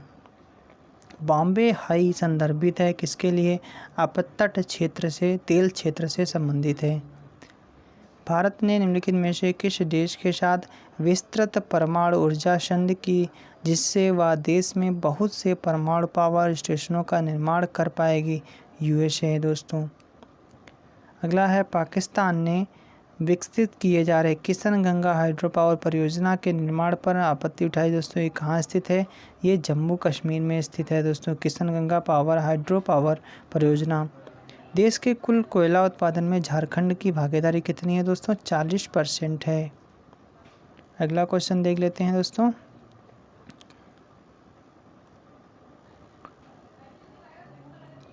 अगला क्वेश्चन है किसका आयात नहीं करता है? भारत किसका आयात नहीं करता है? लौह अयस्क का आयात नहीं करता है। विश्व के अभ्रक उत्पादन में भारत का योगदान कितना है? 60% यानी 60% है। विश्व में स्वर्ण की सर्वाधिक खपत वाला देश कौन सा है दोस्तों? भारत है। यहाँ पे सर्वाधिक खपत किसकी होती है दोस्तों? सोने की, स्वर्ण की होती है। विश्व के कुल स्वर्ण खपत में भारत का योगदान कितना? 26% है दोस्तों। कोलार स्वर्ण खान किस राज्य में है दोस्तों? ये राज्य कर्नाटक राज्य में स्थित है। भारत में पहली स्वर्ण रिफाइनरी कहाँ स्थापित की गई थी? सिरपुर में स्थापित की गई थी। कौन सी स्वर्ण रिफाइनरी? विश्व की सबसे बड़ी स्वर्ण रिफाइनरी रैंड रिफाइनरी किस देश में है दोस्तों? दक्षिण अफ्रीका में है। सबसे बड़ी दोस्तों स्वर्ण रिफाइनरी है, याद कर लेना। अगला क्वेश्चन है नई स्वर्ण आयात नीति के अंतर्गत न्यूनतम 6 मास के विदेश प्रवास से वापस लौटने वाले भारतीय तथा अनिवासी भारतीय अपने साथ अधिकतम कितना स्वर्ण ला सकते हैं? 10 kg यानी 10 किलो तक ही ला सकते हैं। अनिवासी भारतीय तथा विदेश प्रवास के पश्चात लौटने वाले भारतीय नागरिकों को देश में आयातित स्वर्ण पर किस दर से आयात तक शुल्क देय है? 200 रुपये प्रति 10 ग्राम। अगला क्वेश्चन है संवैधानिक स्थिति के अनुसार खनिजों पर किसका अधिकार है? राज्य सरकार का है दोस्तों। किसका है? राज्य सरकार का है। चलिए दोस्तों अगला क्वेश्चन देख लेते हैं। अगला क्वेश्चन है संचार से संबंधित है दोस्तों, यानी संचार प्रणाली से दोस्तों क्वेश्चन इसमें भी बनेंगे। तो पहला क्वेश्चन है भारत में मनी ऑर्डर प्रणाली का प्रारंभ कब हुआ था? 1980 में हुआ था। कुरियर सेवा से प्रतिस्पर्धा के लिए भारतीय डाक विभाग ने द्रुत डाक सेवा का आरंभ किया दोस्तों। कब किया गया? 1986 में किया गया। अगला क्वेश्चन है भारत में एसटीडी सेवा की शुरुआत किस वर्ष हुई? 1960 ईस्वी में हुई। एसटीडी सेवा की शुरुआत कब हुई? 1960 में हुई। भारत में पहली एसटीडी सेवा किन 2 स्थानों के बीच शुरू हुई थी? लखनऊ और कानपुर के बीच में हुई थी। किसके किसके बीच हुई थी? लखनऊ और कानपुर के बीच में हुई थी। भारत में प्रथम हवाई डाक सेवा की शुरुआत कब हुई थी?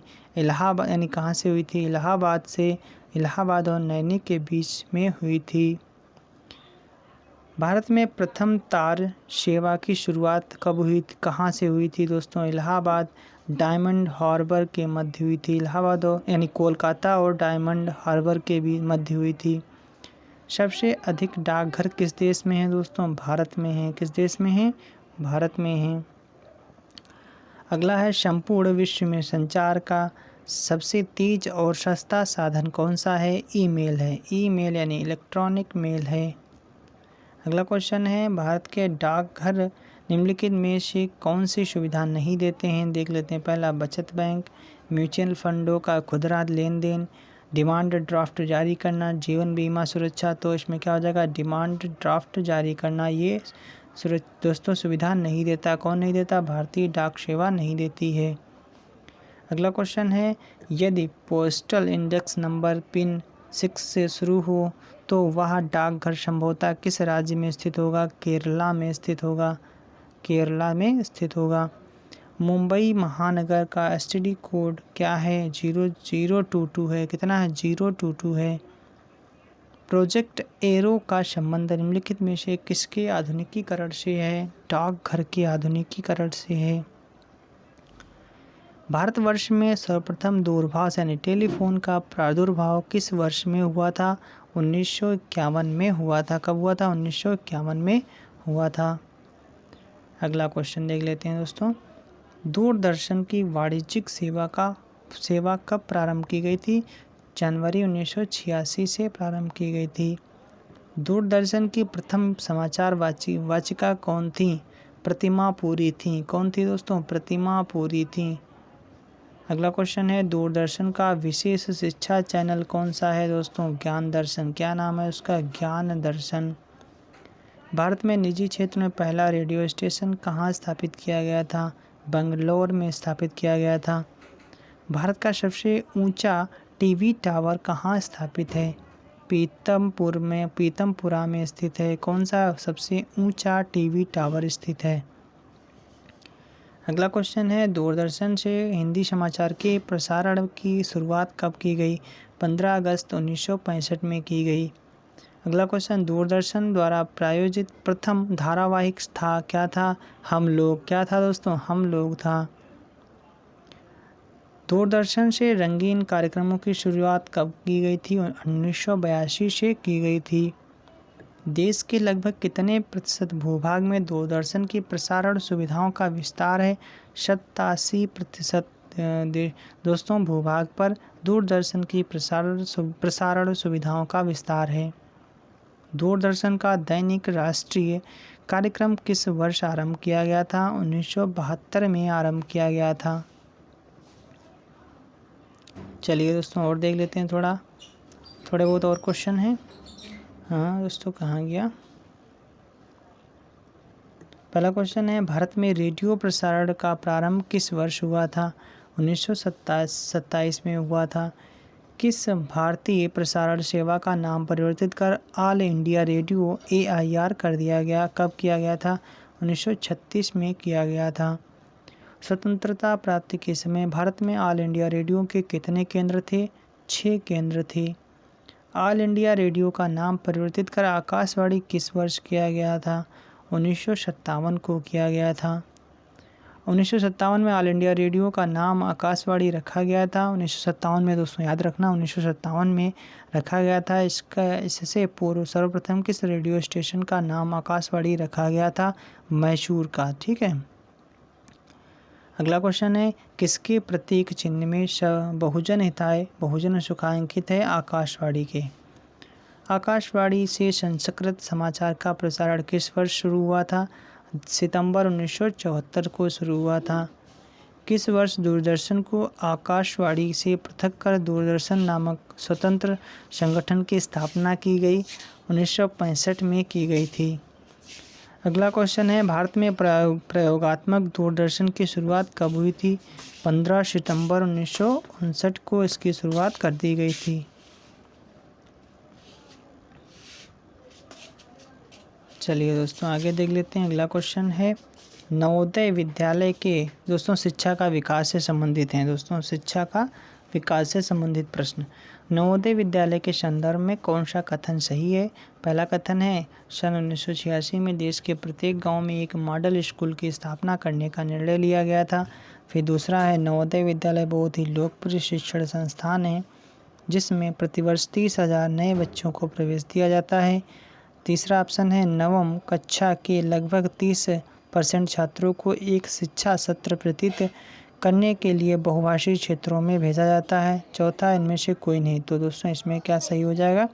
इसमें ऑप्शन नंबर बी बिल्कुल करेक्ट हो जाएगा। चलिए दोस्तों आगे देख लेते हैं। अगला क्वेश्चन है, मुक्त विश्वविद्यालय की स्थापना कहाँ हुई थी? इंग्लैंड में हुई थी।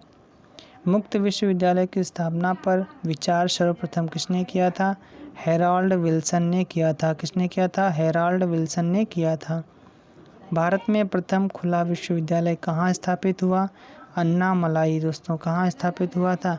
खुला विश्वविद्यालय कहाँ स्थापित हुआ था? अन्नामलाई में स्थापित हुआ था। अगला क्वेश्चन है, इंदिरा गांधी राष्ट्रीय मुक्त विश्वविद्यालय की स्थापना कब हुई थी? 1985 में हुई थी। इंदिरा गांधी राष्ट्रीय मुक्त विश्वविद्यालय का मुख्यालय कहाँ है दोस्तों? नई दिल्ली में। ये बहुत इंपॉर्टेंट है, ये ज़रूर याद कर लेना। केंद्रीय अंग्रेजी एवं विदेशी भाषा संस्थान कहाँ स्थित है? हैदराबाद में स्थित है। भारतीय पशु चिकित्सा अनुसंधान संस्थान कहाँ स्थित है? इज्जत नगर में स्थित है। इज्जत नगर में स्थित है। अगला क्वेश्चन है दोस्तों, भारतीय सांख्यिकी संस्थान ISO कहाँ स्थित है? कोलकाता में स्थित है। भारतीय खनन विद्यालय कहाँ स्थित है? धनबाद में स्थित है। कहाँ स्थित है दोस्तों? धनबाद में स्थित है। कौन सा भारतीय खनन विद्यालय कहाँ स्थित है? धनबाद में स्थित है। अगला क्वेश्चन है, भारतीय टेक्नोलॉजी संस्थान IIT की कुल संख्या कितनी है? 16 है। भारत में सर्वप्रथम IIT की स्थापना कहाँ की गई थी दोस्तों? खड़गपुर में की गई थी। अगला क्वेश्चन है दोस्तों, फोर्ट विलियम कॉलेज कहाँ स्थित है? कलकत्ता में स्थित, कोलकाता में स्थित है। अगला क्वेश्चन है, उच्च स्तरीय इंडियन स्कूल ऑफ बिजनेस स्थित है। कहाँ स्थित है दोस्तों? ये हैदराबाद में स्थित है। चलिए दोस्तों आगे देख लेते हैं अगला क्वेश्चन है, भारत में अंग्रेजी शिक्षा का मैग्ना कार्टा किसे कहा जाता है? वुड डिस्पैच 1854 को कहा जाता है। अगला क्वेश्चन है, भारत की नई राष्ट्रीय शिक्षा नीति की घोषणा किस वर्ष की गई थी? 1986 में की गई थी। विश्वविद्यालय अनुदान आयोग, वर्तमान में विश्वविद्यालय विकास आयोग की स्थापना किस वर्ष की गई थी? 1956 में की गई थी। राष्ट्रीय शैक्षिक अनुसंधान और प्रशिक्षण परिषद की स्थापना कब की गई थी? 1961 में की गई थी दोस्तों, इसको याद कर लेना, बहुत इंपॉर्टेंट है। अगला क्वेश्चन है, राष्ट्रीय साक्षरता मिशन की शुरुआत कब हुई? 1988 में हुई। एक मिनट दोस्तों थोड़ा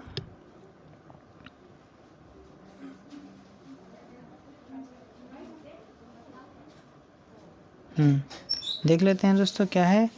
शिक्षा के 10+2+3 पैटर्न के लिए सर्वप्रथम सुझाव किसने दिया था दोस्तों? इसका सुझाव दिया था कलकत्ता विश्वविद्यालय आयोग 1917 ने दिया था। भारतीय शिक्षा के 10+2+3 आकार की सिफारिश किसने की थी दोस्तों? किसने की थी? कोठारी आयोग ने की थी। किसने की थी? बहुत इंपॉर्टेंट है, याद कर लेना, कोठारी आयोग ने की थी। अगला क्वेश्चन है, 10+2+3 शिक्षा पद्धति लागू की गई थी। कब लागू की गई थी? राष्ट्रीय शिक्षा नीति 1986 के तहत लागू की गई थी। ऑपरेशन ब्लैक बोर्ड नामक कार्यक्रम कब शुरू किया गया था दोस्तों? 1987 और 88 में प्रारंभ किया गया था। ऑपरेशन ब्लैक बोर्ड कार्यक्रम का उद्देश्य क्या था दोस्तों? देख लेते हैं। पहला ऑप्शन क्या है, प्राथमिक विद्यालयों में शिक्षा के लिए बुनियादी सुविधाएं जुटाना, एक शिक्षक वाले विद्यालय में एक और शिक्षक की व्यवस्था करना, सभी स्तर पर गणित एवं विज्ञान की पढ़ाई का स्तर ऊंचा उठाना। दोस्तों ये सभी हैं किसका? ऑपरेशन ब्लैक बोर्ड के तहत। कब हुआ था दोस्तों ये ऑपरेशन ब्लैक बोर्ड? 1987-88 में शुरू किया गया था। अगला क्वेश्चन है, नवोदय विद्यालय में दाखिला किस कक्षा में होता है? 6ठी और 9वीं कक्षा में होता है। चलिए दोस्तों अगला क्वेश्चन देख लेते हैं। अगला क्वेश्चन है, गोल क्रांति किससे संबंधित है? गोल क्रांति किससे संबंधित है दोस्तों? आलू से संबंधित है, आलू उत्पादन से संबंधित है। भारत का सर्वाधिक पटसन उत्पादन राज्य कौन सा है? पश्चिम बंगाल है। कौन सा है? पश्चिम बंगाल है। भारत में सर्वाधिक गेहूं का उत्पादन कौन सा राज्य करता है दोस्तों? यूपी करता है, उत्तर प्रदेश करता है। अगला क्वेश्चन देख लेते हैं, शुष्क भूमि के लिए सर्वाधिक उचित फसल कौन सी है दोस्तों? शुष्क भूमि अगर होती है तो उसके लिए कौन सी फसल हो जाती है अच्छी? मूंगफली होती है, मूंगफली होती है।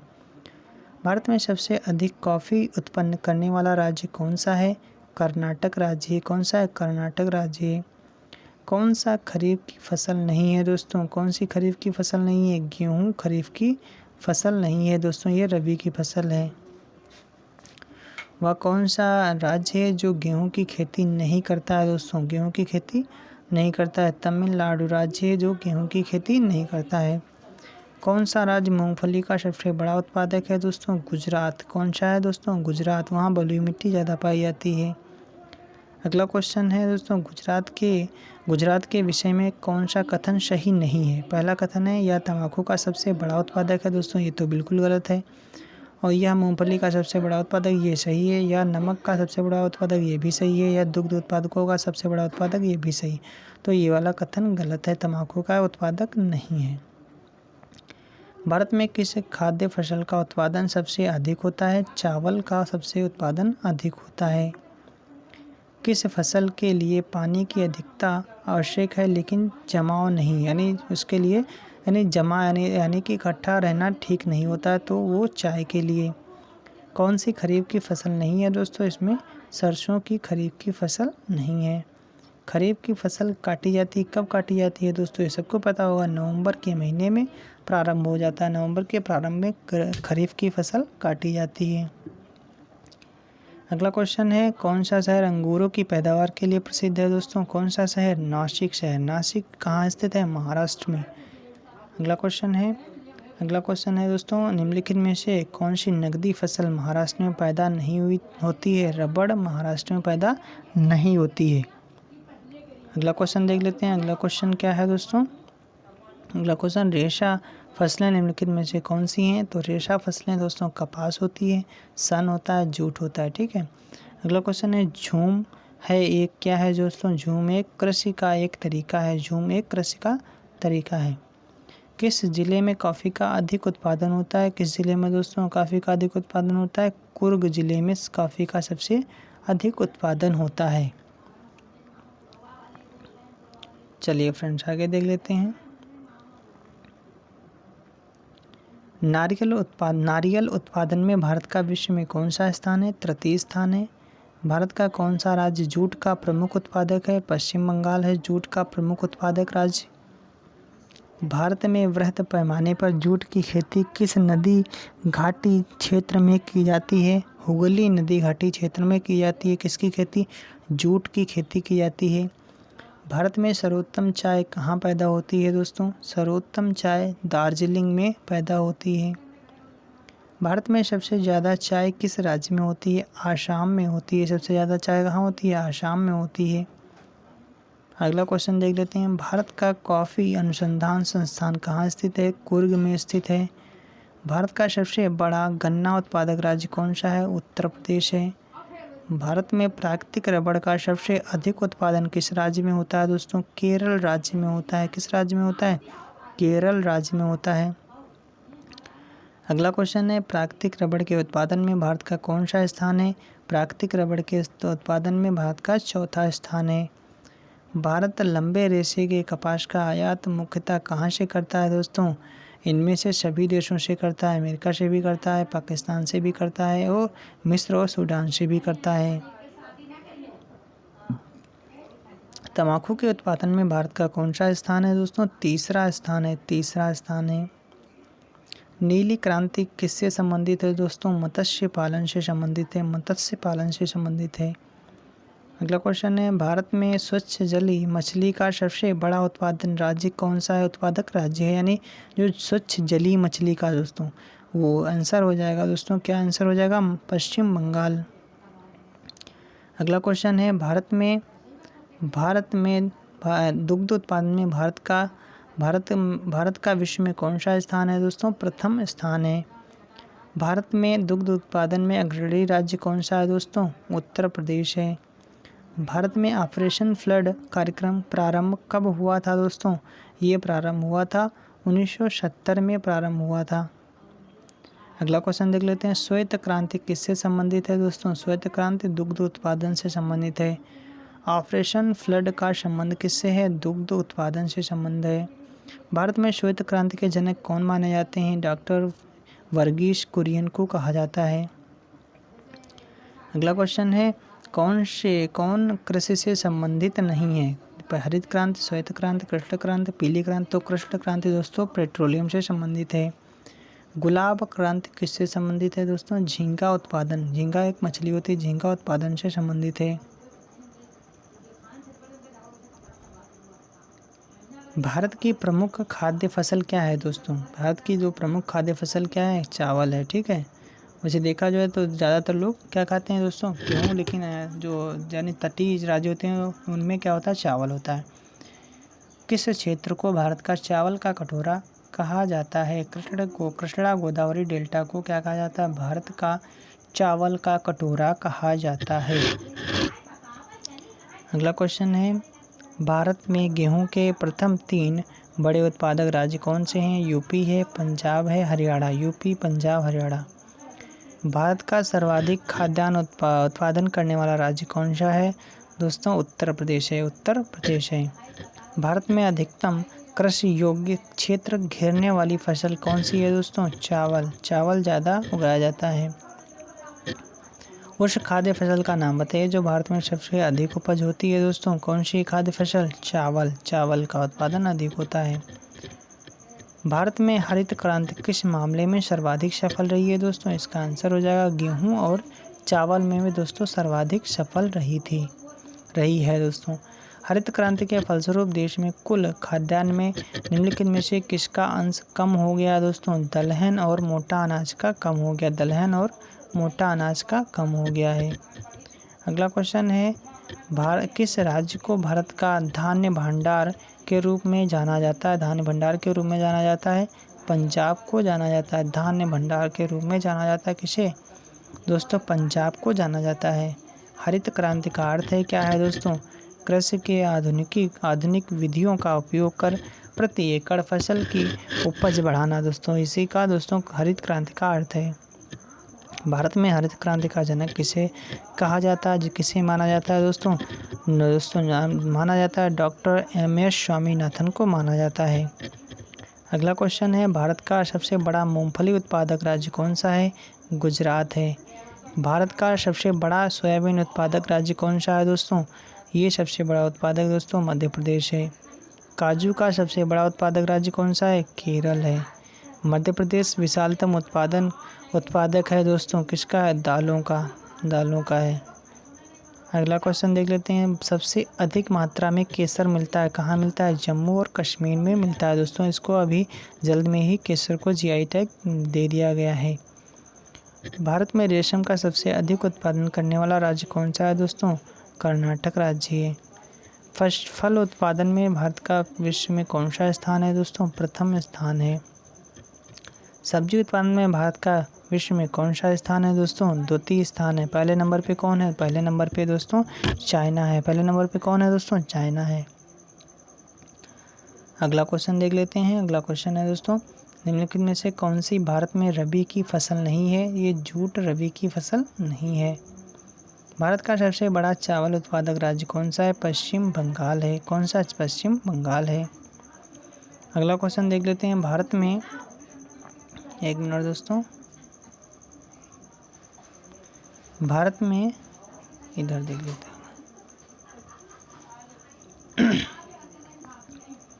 चलिए दोस्तों देख लेते हैं, कार्ल मार्क्स की पुस्तक दास कैपिटल कब प्रकाशित हुई थी? 1867 में प्रकाशित हुई थी। इंदिरा गांधी राष्ट्रीय वृद्धावस्था पेंशन योजना के अंतर्गत 60 वर्ष से अधिक आयु वाले व्यक्तियों के लिए पेंशन की राशि प्रतिमाह 200 रुपये से बढ़ाकर कितनी कर दी गई है दोस्तों? 500 रुपये कर दी गई है। अगला क्वेश्चन है, भारत सरकार ने निम्नलिखित में से किस कल्याण योजना का आरंभ किया है? मध्याह्न भोजन योजना का किया है। कौन सी योजना भारत सरकार द्वारा आरंभ नहीं की गई है? पहली वृद्धावस्था पेंशन योजना, भारत निर्माण योजना, स्वच्छ जल योजना, कुटीर ज्योति योजना, जीवन तरंग, ये योजना प्रारंभ नहीं की गई है। महात्मा गांधी राष्ट्रीय ग्रामीण रोजगार अधिनियम के अंतर्गत कार्यरत कामगारों की मजदूरी अब दोस्तों किस पर आधारित है? उपभोक्ता मूल्य सूचकांक पर आधारित है। भारत के समतल प्रदेश में स्थित गांव प्रधानमंत्री ग्राम सड़क योजना के अंतर्गत आते हैं यदि उस गांव की जनसंख्या दोस्तों 1000 से अधिक है तो किस में आते हैं? प्रधानमंत्री ग्राम सड़क योजना के अंतर्गत आते हैं। अगला है क्वेश्चन दोस्तों, भारत के शहरों को गंदी बस्ती रहित बनाने के लिए कौन सी योजना शुरू की गई थी दोस्तों? राजीव आवास योजना। कौन सी? राजीव आवास योजना। नियमित रूप से स्कूल जाने हेतु बच्चों को प्रेरित करने के लिए भारत सरकार द्वारा कौन सी योजना शुरू की गई? मध्याह्न भोजन योजना। मध्याह्न भोजन योजना शुरू की गई थी।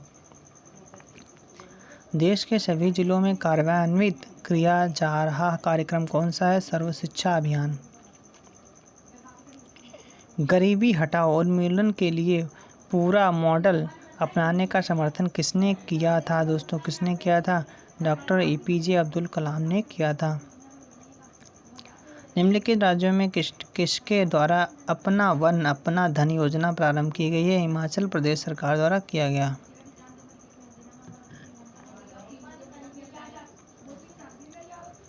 अर्थशास्त्र का नोबेल पुरस्कार किसने स्थापित किया था? स्वीडन का सेंट्रल बैंक ने स्थापित किया था। अर्थशास्त्र का नोबेल पुरस्कार किसने स्थापित किया था?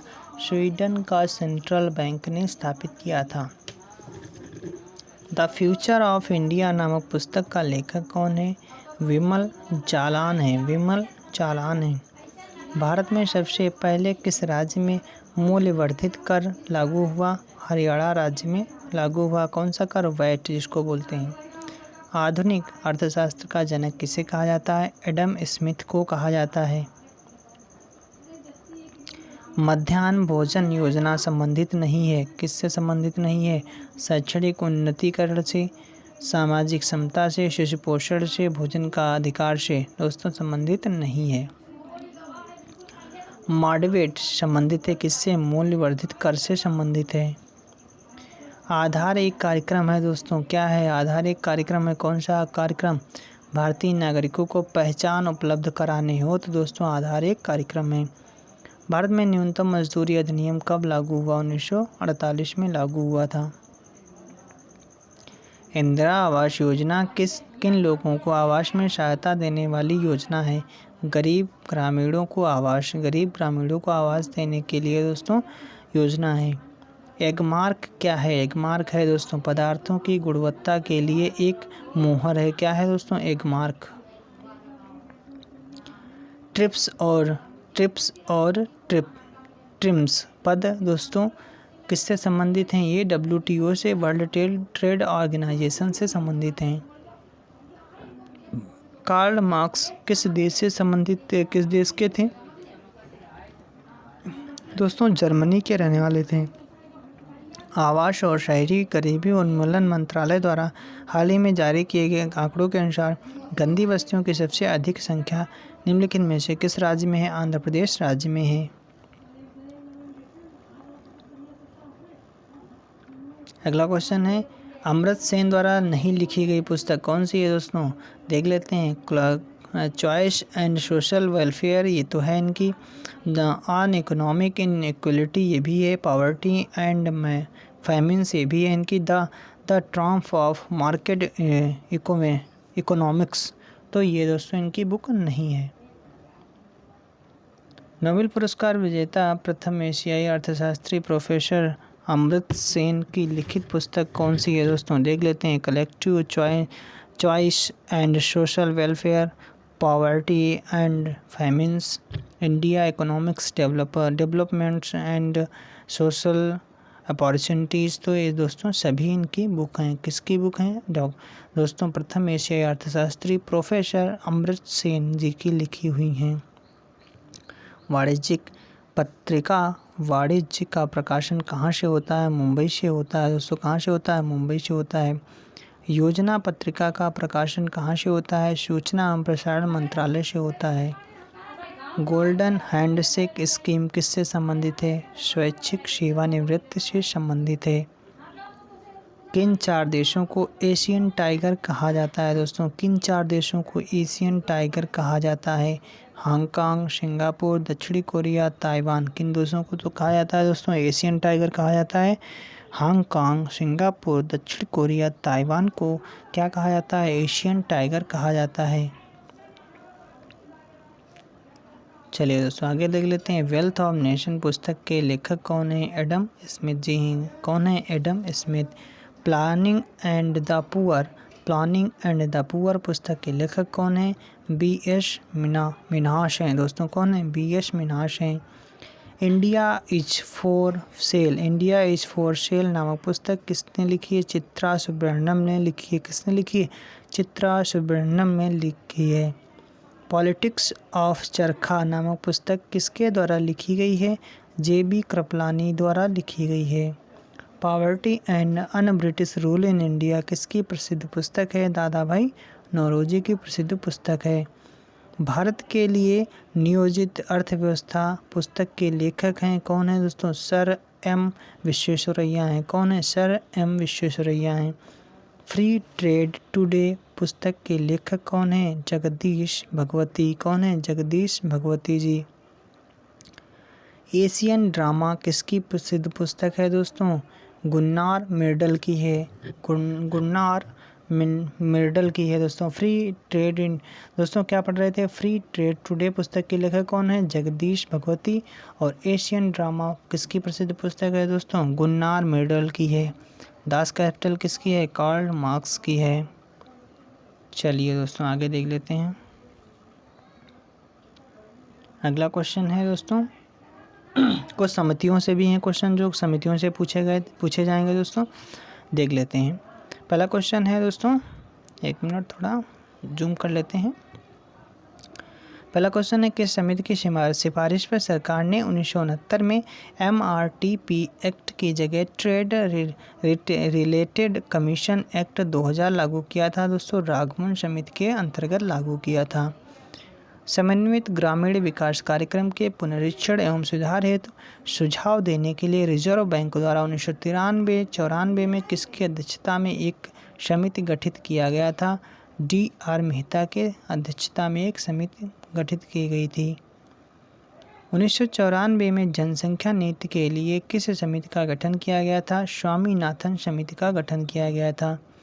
कौन सी समिति औद्योगिक क्षेत्र के क्रियाकलापों से संबंधित नहीं है दोस्तों? वैद्यनाथन समिति दोस्तों औद्योगिक क्रियाकलापों से संबंधित नहीं है। हजारी समिति संबंधित है। दत्ता समिति ये भी संबंधित है किससे? औद्योगिक क्षेत्र से। गोस्वामी समिति ये भी औद्योगिक क्षेत्र से संबंधित है। औद्योगिक रुग्णता से संबंधित समिति कौन सी है? उपयुक्त सभी यानी उपयुक्त दोनों, तिवारी समिति और गोस्वामी समिति। सार्वजनिक वितरण प्रणाली से संबंधित समिति कौन सी है? वेणुगोपाल समिति। कौन सी? वेणुगोपाल समिति। अप्रत्यक्ष कर से संबंधित समिति कौन सी है दोस्तों? रेखी समिति। रेखी समिति। अप्रत्यक्ष कर से संबंधित समिति नहीं है, वांचू समिति दोस्तों। कौन सी? वांचू समिति। और ये वाली समिति है रेखी समिति है, LK झा समिति से संबंधित है।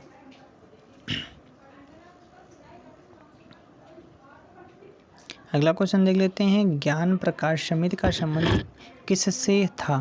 चीनी घोटाला से संबंधित था। किससे संबंधित था दोस्तों? ज्ञान प्रकाश समिति का संबंध किससे था? चीनी घोटाला से संबंधित था। सुंदर राजन समिति का संबंध किससे है? पेट्रोलियम से संबंधित है। पेट्रोलियम से संबंधित है। सरकारिया समिति किस विषय वस्तु से संबंधित थी दोस्तों? केंद्र राज्य संबंध से संबंधित थी। भूत लिंगम समिति संबंधित है किससे संबंधित है दोस्तों? वैट से संबंधित है। एक जो कर है एक तरह का VAT से संबंधित है। अगला क्वेश्चन है LK झा समिति ने किस कर का सुझाव दिया था दोस्तों?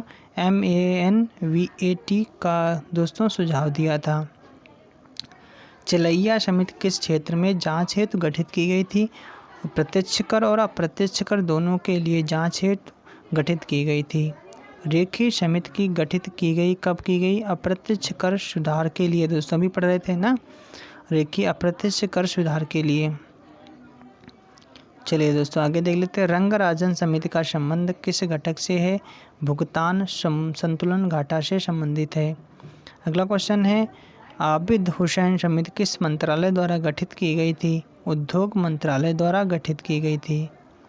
अगला क्वेश्चन है आबिद हुसैन समिति गठित की गई थी किसके द्वारा? लघु उद्योगों की समस्याओं को निवारण हेतु दोस्तों गठित की गई थी।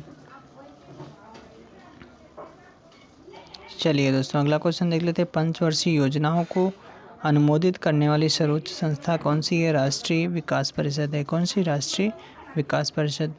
राष्ट्रीय विकास परिषद संबंध है किससे संबंधित है? पंचवर्षीय योजनाओं के अनुमोदन से संबंधित है। भारत में वित्त आयोग के गठन का प्रावधान संविधान के किस अनुच्छेद में वर्णित है? अनुच्छेद 280 में वर्णित है। वित्त आयोग के संबंध में सही कथन क्या है दोस्तों? यह एक संवैधानिक संस्था है। इसका गठन संविधान के अनुच्छेद 280 के अंतर्गत किया जाता है। और 13वें वित्त आयोग के अध्यक्ष विजय केलकर हैं दोस्तों। तो इसमें उपरोक्त सभी हो जाएगा। अभी तक कुल कितने वित्त आयोग का गठन किया जा चुका है दोस्तों? 13 वित्त आयोग का गठन किया जा चुका है। प्रथम वित्त आयोग के अध्यक्ष कौन थे दोस्तों? केसी नियोगी थे। कौन थे दोस्तों? केसी नियोगी थे। अगला क्वेश्चन है, कौन अभी तक गठित किए गए किसी भी वित्त आयोग के अध्यक्ष नहीं रहे हैं? तो इसका आंसर दोस्तों आपको कमेंट बॉक्स में देना है। कमेंट बॉक्स में देना दोस्तों। चलिए दोस्तों आगे देख लेते हैं। वित्त आयोग का गठन किया जाता है 5 वर्ष की अवधि के लिए किया जाता है। 13वें वित्त आयोग के अध्यक्ष कौन थे दोस्तों? विजय केलकर हैं।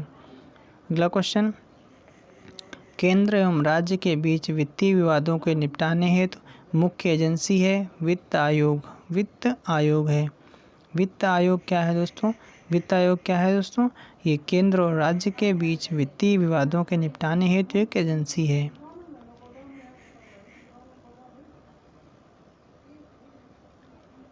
अगला क्वेश्चन देख लेते हैं। अनवरत योजना किस अवधि के लिए बनाई गई थी दोस्तों? ये बनाई गई थी 1978 और 83 के लिए बनाई गई थी। भारत में योजना के आरंभ से किसी भी पंचवर्षीय योजना में अनुच्छादित कुल वर्षों की संख्या कितनी है? 6 है दोस्तों। भारत में योजना अवकाश था दोस्तों। कब था? 1966 के सूखे के पश्चात था दोस्तों। 1966 के सूखे के पश्चात। चलिए दोस्तों देख लेते हैं। इसमें देख लेते हैं कौन सा सही है। पहले में लिखा गया प्रथम पंचवर्षीय योजना कृषि को प्राथमिकता है, तो सही है, दिया गया था इसमें कृषि को प्राथमिकता। चौथी में दिया गया था स्थिरता के साथ साथ विकास एवं आत्मनिर्भरता की बात कही गई थी, ये भी सही है। 5वीं पंचवर्षीय योजना में न्यूनतम आवश्यकता कार्यक्रम चलाया गया था, ये भी सही है। चलिए दोस्तों आगे देख लेते हैं। किस पंचवर्षीय योजना के दौरान आर्थिक समृद्धि दर लक्ष्य से अधिक नहीं थी? द्वितीय में, ठीक है, द्वितीय में आर्थिक जो समृद्धि थी दोस्तों दर की लक्ष्य से अधिक नहीं थी। आगे देख लेते हैं दोस्तों क्या है इसमें बात करते हैं। पूछा गया है दोस्तों योजना में मिलान करना, योजना कार्यक्रम, ठीक है, लिखा प्रथम योजना में दोस्तों क्या था? सामुदायिक विकास कार्यक्रम था। दूसरा था दोस्तों देख लेते हैं द्वितीय योजना में क्या था दोस्तों? द्वितीय योजना में था तीव्र औद्योगिकरण था। तृतीय योजना में क्या था दोस्तों? तृतीय योजना में था आधारभूत उद्योगों का प्रसार था। चतुर्थ में क्या था? चतुर्थ योजना में था दोस्तों स्वावलंबन की प्राप्ति एवं स्थिरता के साथ विकास। पंचम योजना में क्या था दोस्तों? न्यूनतम आवश्यकता कार्यक्रम था। अगला क्वेश्चन देख लेते हैं। प्रथम पंचवर्षीय योजना में किस क्षेत्र को प्रमुखता दी गई थी? कृषि क्षेत्र को दी गई थी। प्रथम पंचवर्षीय योजना विकास के किस मॉडल पर आधारित थी? हैराल्ड डोमर मॉडल पर आधारित थी।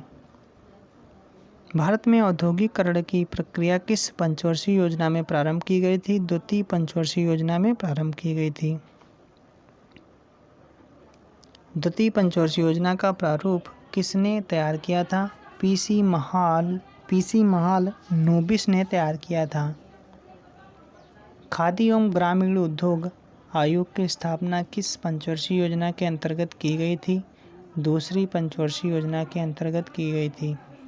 उद्योगों के विकास एवं औद्योगिकरण की रणनीति किस योजना का अंग थी दोस्तों? द्वितीय दोस्तों, द्वितीय इसका आंसर हो जाएगा। द्वितीय पंचवर्षीय योजना में सर्वाधिक परिव्यय किस भाग का था? किस भाग पर किया गया था? परिवहन एवं संचार पर किया गया था।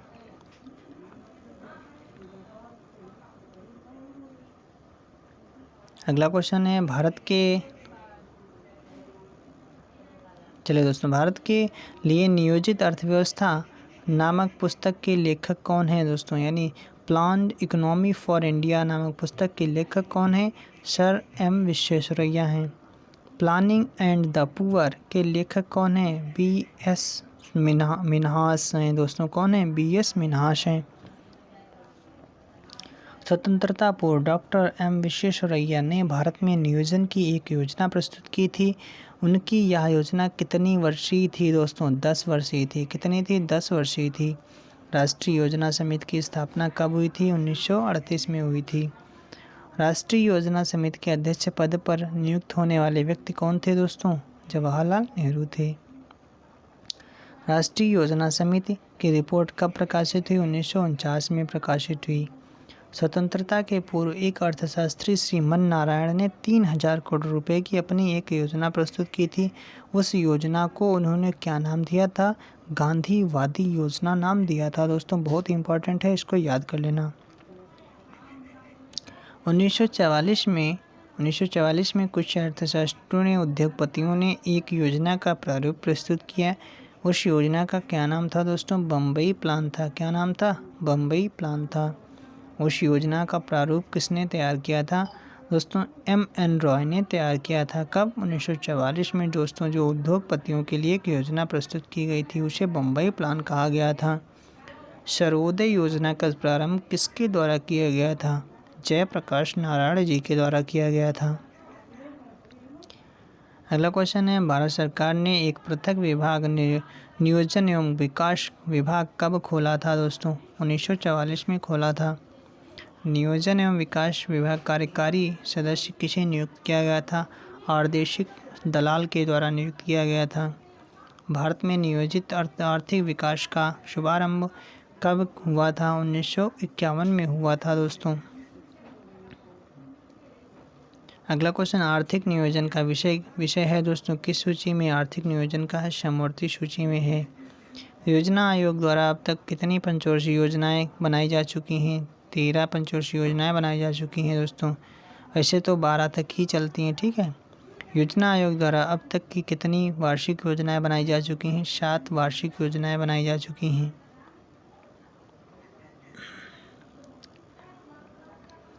अगला क्वेश्चन है, पंचवर्षीय योजना बनाने की जिम्मेदारी किसकी है? योजना आयोग की। पंचवर्षीय योजना की ड्राफ्ट रूपरेखा का अनुमोदन कौन करता है? राष्ट्रीय विकास परिषद करता है। पंचवर्षीय योजना का अंतिम प्रारूप कौन प्रस्तुत करता है? राष्ट्रीय विकास परिषद प्रस्तुत करता है। भारत में पंचवर्षीय योजना अंतिम रूप से अनुमोदित की जाती है। किसके द्वारा की जाती है? राष्ट्रीय विकास परिषद द्वारा की जाती है। अगला क्वेश्चन है, भारतीय पंचवर्षीय योजना को अनुमोदित करने वाली संस्था कौन सर्वोच्च संस्था है? राष्ट्रीय विकास परिषद है। भारत में आर्थिक नियोजन कब प्रारंभ हुआ था? 1 अप्रैल 1951 को प्रारंभ हुआ था। भारत में आर्थिक नियोजन का स्वरूप कैसा है दोस्तों? देख लेते हैं। विकेंद्रीकृत, निर्देशात्मक, समाजवादी एवं पूंजीवादी। तो इनमें से सभी है दोस्तों, सभी। भारत में आर्थिक नियोजन के प्रमुख उद्देश्य रहे हैं, कौन से रहे हैं? उपयुक्त सभी रहे हैं। आर्थिक वृद्धि एवं आत्मनिर्भरता ये भी रहा है। पूर्ण रोजगार के साथ आर्थिक असमानताओं में कमी ये भी रहा है। गरीबी उन्मूलन एवं आधुनिकीकरण ये भी रहा है। भारत में योजना से संबंधित सबसे पहला विचार प्रस्तुत करने का श्रेय किसे जाता है? M. विश्वेश्वरैया को जाता है। भारतीय योजना निर्माण के उद्देश्य क्या हैं दोस्तों? इनमें से सभी हैं। राष्ट्रीय आय में वृद्धि, आय एवं संपत्ति में असमानताओं को घटाना, निर्धनता निर्मूलता। भारत में योजना की अवधारणा कब प्रस्तुत की गई थी दोस्तों? 1950 में प्रस्तुत की गई थी। अगला क्वेश्चन है दोस्तों, भारत में रेलवे जोन कितने केंद्रों में विभाजित है? 17। भारतीय रेलवे किस प्रकार के रेलवे लाइन का प्रयोग करती हैं दोस्तों? ब्रॉड गेज, मीटर गेज और नैरो गेज। तो इसमें सभी का प्रयोग करते हैं। अगला क्वेश्चन है दोस्तों, भारत में प्रथम रेलवे लाइन कब बिछाई गई थी? 1853 में बिछाई गई थी। भारत में प्रथम रेलवे लाइन का निर्माण कहाँ हुआ था? मुंबई और ठाणे के बीच में हुआ था।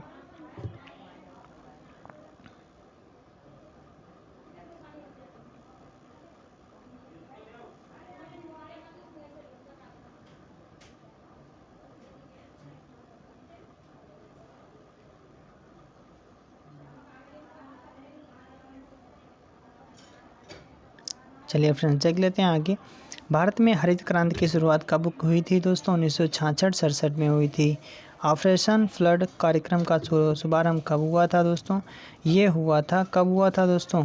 इसका शुभारंभ 1975 में हुआ था। देश में दुग्ध उत्पादन में वृद्धि लाने के लिए उद्देश्य सघन पशु विकास कार्यक्रम ICDP कब चलाया गया था? 1964-65 में चलाया गया था।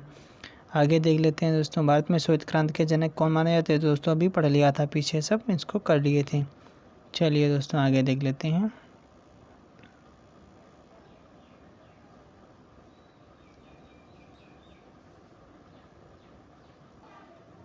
चलिए फ्रेंड्स, आज के लिए इतना ही। और अगर आप थोड़े बहुत क्वेश्चन और बचे हैं दोस्तों, एक वीडियो और दे दिया जाएगा और पूरा कंप्लीट हो जाएगा दोस्तों। अगर इनको पढ़ लेते हैं आप, ध्यान से इसको याद कर लेते हैं, तो ये जो परीक्षा होगी जो राजीव गांधी सामान्य ज्ञान प्रतियोगिता, उसमें बहुत ही क्वेश्चन इसमें से दोस्तों मिलेंगे।